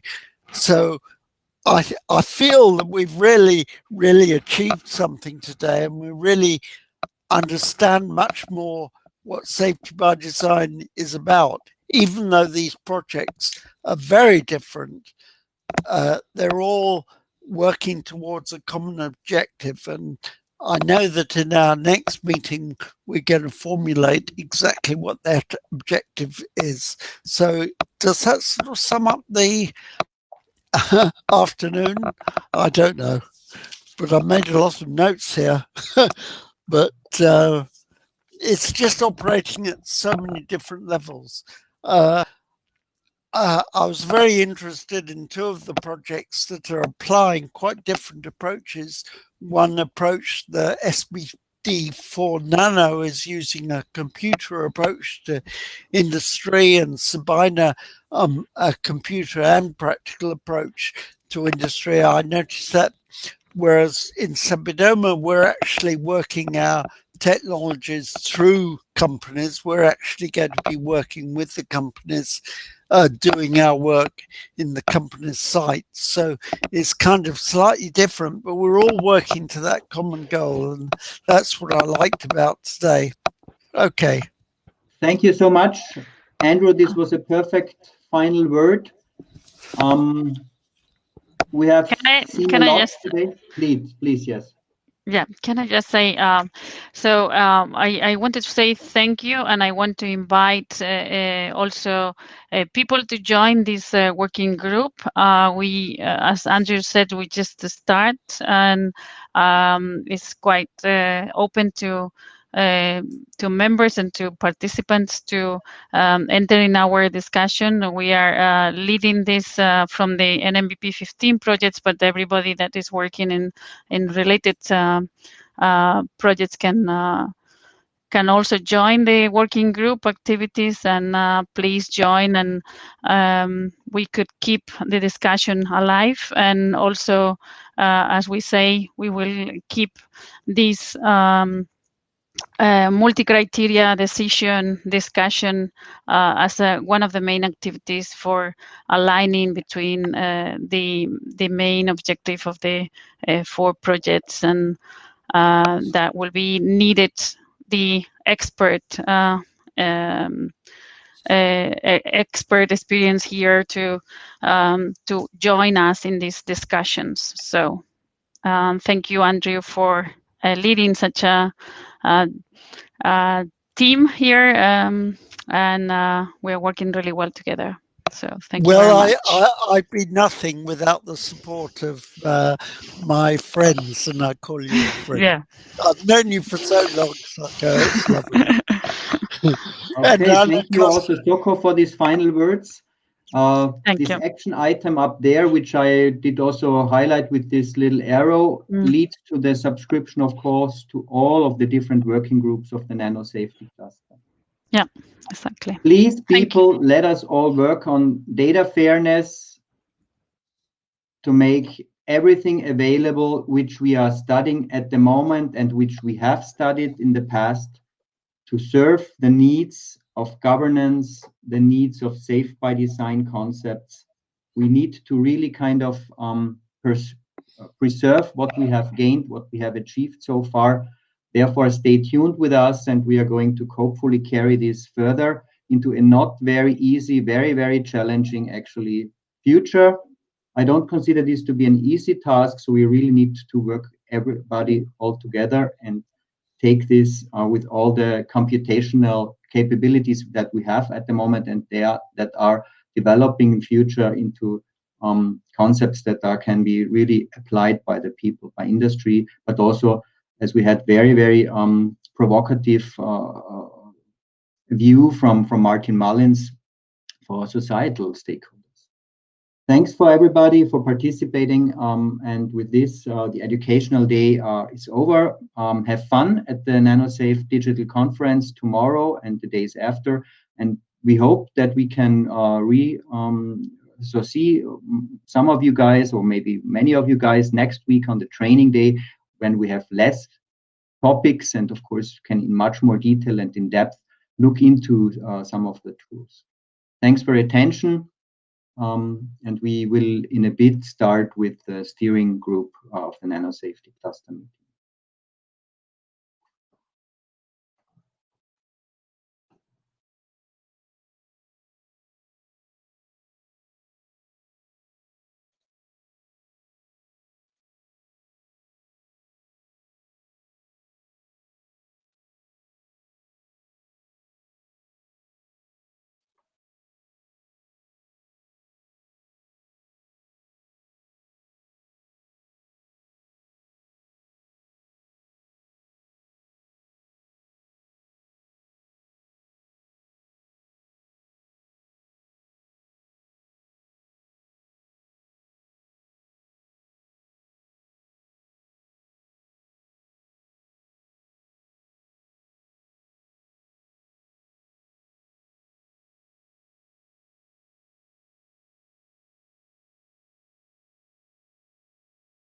Martin, can you hear me?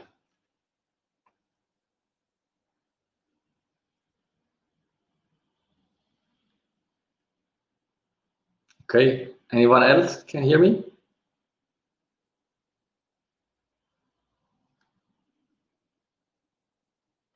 Oh, thank you, Eva. Okay, that's good. Oh, thanks a lot for the answering. I think we do have maybe some more minutes. Maybe we can put somewhere on a slide there that we will start maybe at 5 minutes past 5 to have at least a bio break possible for everybody.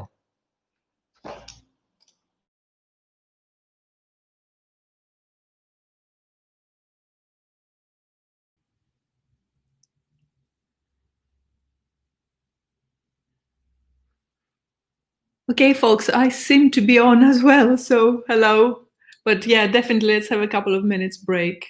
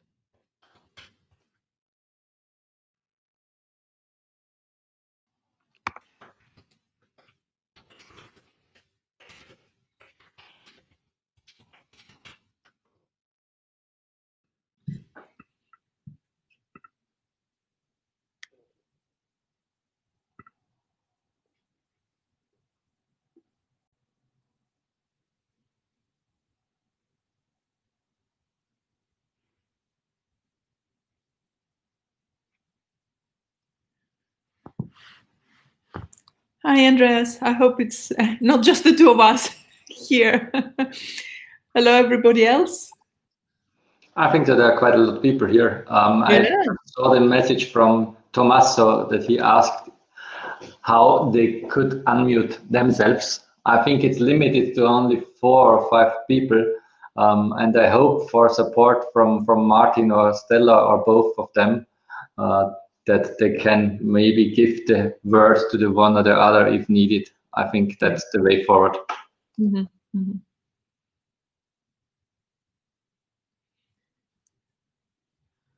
Okay, folks, so let's just wait for Martin or Stella to rejoin. I don't know where they find the energy. I want to have whatever they have. Well, they have I'm here. all day. We have 65 people as attendees still, so we have no chance to switch to the webinar mode. Okay. The webinar mode, below 25 attendees, we could talk all together, but we can't. Oh, right. Okay, folks, so everyone who's here, can we please ask you, if you're not members of the steering group, to take a break for the rest of today and save your energy for tomorrow, so that we hopefully can start the steering group meeting. So for Tommaso's, in response to Tommaso, if we have fewer than 25 people, I keep forgetting this platform is so fiddly, but if as Martin just explained, if we have less than 25 people, we can all speak, hopefully not simultaneously, but we can all have speakers' rights. If we have more, we can only have a small number of speakers, and the chair needs to give people the right to speak. So let's see, where are we? We still have a lot of people. I guess it's a bit risky to kick people out, or maybe could we close the whole session and restart? Is that an option? No. No, Eva, let's make it straightforward. We know that if there is a discussion, we can find out, okay, how we can proceed. But I would say the suggestion from Martin to use the raise your hand, sorry, from Fleming, to use the raise your hand option, I think that would be perfect. And Martin, if you could support us in then giving the word for the raise your hand person that they can speak up, and we'll just try to monitor who is raising up the hands to come to a good procedure, because I think the agenda is not too tight, but let's go for that. And of course, you know, all the people, we are an open community. The decision should be taken by the coordinators, that's fine. And if we see that there is any kind of unclear this decision, then we can discuss and find out if a separate procedure needs to be implemented. But I think so with this we can start, and people shall also see what is happening there. Okay, good points, Andreas. Also, I'm very conscious people had a very long day, and it won't be one too many times. It would be, in fact, just the right time to repeat a huge thank you to Martin and Stella. You guys, what can I say? You've been amazing today, and I know you weren't just amazing today. You've been so central to the whole, design of such an amazing day. So really huge congratulations to you, and thank you for surviving this last hour of activities with us. Welcome everybody to the steering group meeting. We usually have these meetings in a slightly less exciting environment and opportunity. And indeed, you have seen the minutes from our last online meeting, which was sometime in September. There was a lot of discussion points that I hope we captured well. Any comments on the minutes, please just let us know. There was only 2 actions. One was to follow up with a discussion regarding the future of the NanoSafety Cluster, and we already had some preliminary introductions, and I hope we will finish this discussion later today in this hour. And let me just make one comment here. Capturing the last discussion we had, I can see a lot of comments about what the NanoSafety cluster isn't doing or hasn't been good for or didn't work. But what I hope we can capture a little bit more today is a forward look. Where should we be going? What should we be doing rather than what we shouldn't be doing? So please put your thinking hats on in that direction when the relevant item comes for discussion. And the other action was to do with inviting you for today's event, which we have done. So I think we're done with the minutes, unless if there's any comment or any issue, or with the actions from the previous meeting, I should say. Everybody happy? Thank you, Fleming. Your nods certainly is good enough for me, and I can't see any raised hands. Okay, I turned you all into Tommaso was just commenting he could not raise his hand, so I was making a presenter and gave him the rights to talk. We want to try talking, Tommaso? You have to unmute underneath the faces, underneath the video cameras. Yeah. Should see some. Okay. Sorry. Yes, I had to allow a few things in my PC, but now it's working. And I also found how to lower my hand. So meanwhile, so you can lower it, but you can't raise it. No, I can do both. I can do both now. Okay. Was that it, Tommaso? You don't want to speak now? No, I have nothing clever to say right now. So. Right now. Okay, perfect. We're looking forward to you having something to say later, but we're all done then. So fine with the actions. I can close that file and move on to the agenda or further down the agenda. Okay, folks, so an overview from the General Assembly. I think I already said anything useful I had to say, but it would be very nice to hear feedback from first of all, my fellow coordination team, and then the floor. Fleming?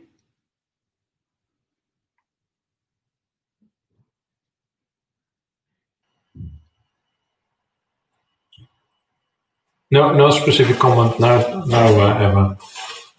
Okay, I think we're all happily impressed by the day. Andreas? Yeah, I will shortly present then about the internationalization thing. No other comment, just that I would say a big hand to the working group. They have done a really good job, and Fleming, thanks for collecting all these things, and yeah, also to Stella and Martin, of course, for their great work. Indeed. Okay, thank you. Over to you guys, and you have to find how to raise your hand. Any comments about today's experience, about the General Assembly? Sorry, yes, specifically about the General Assembly rather than the whole day, although all is NanoSafety Cluster business, but let's just focus on the GA.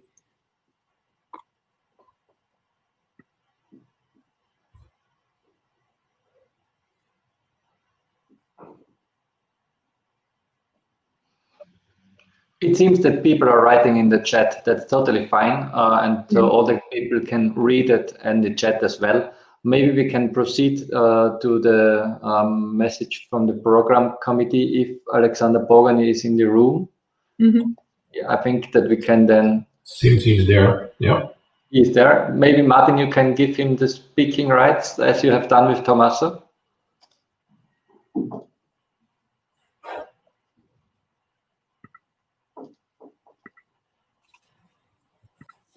Okay, should be done.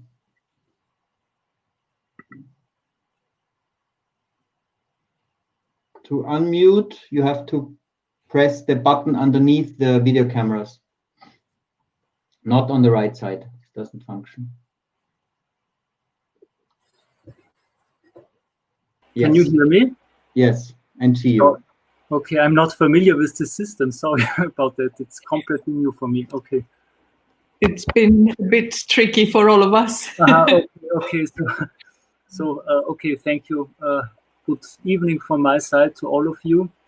So a quick comment from the program committee meeting. Yes, it's now that we usually would have a meeting next week, but probably the Commission still can't work with the member state because of the budget. This is really a miracle, and I don't know why. This happens that the Commission always refuses the meetings. So probably we should have the workshops next week, but yeah, therefore I can't tell you more than last NSC meeting, because yeah, the thing is that the Commission is working not really open to us and says and postpones the program committee meeting. Sorry for that, but if I know more, I will give you information. Yeah.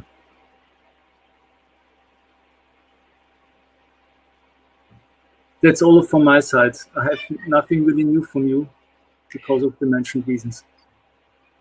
Thank you, Alexander. And if I just may say that actually just having you here is very important to the community. It's great to know that you're there even when you don't have anything exciting to share with us, and we look forward to next time. For next time, I don't know when you will meet again, but I'm pretty sure for next time I can present some of the topics which was discussed in the workshops. Wonderful. And I believe we have a date in January, but I can't remember. Okay, January is good. Yeah, January. Yeah. January, fine. Okay. Yeah, that sounds about right. Okay.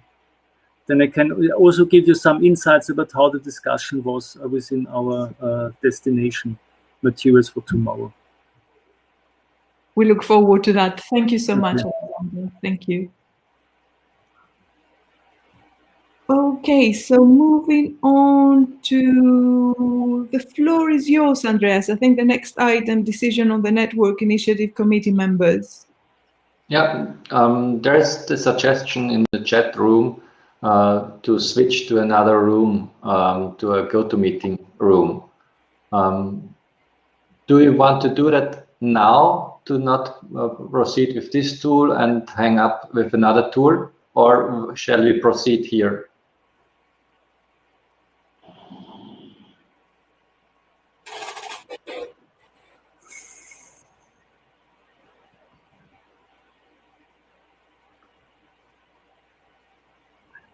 Yeah, I think the platform is quite restrictive, but I'm just worried about losing people.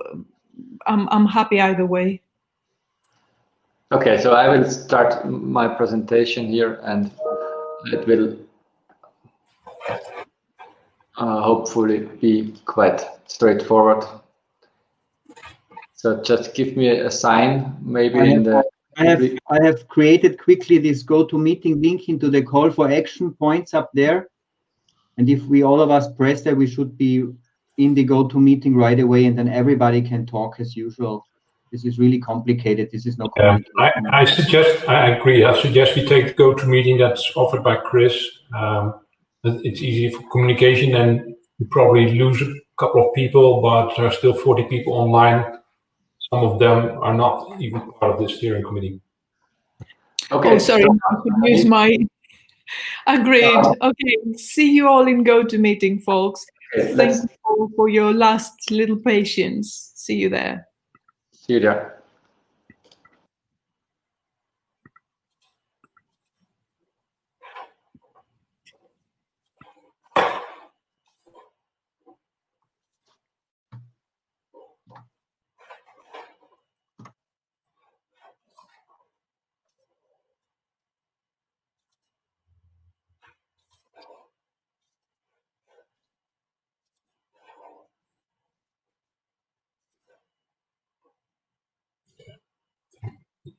It should work better.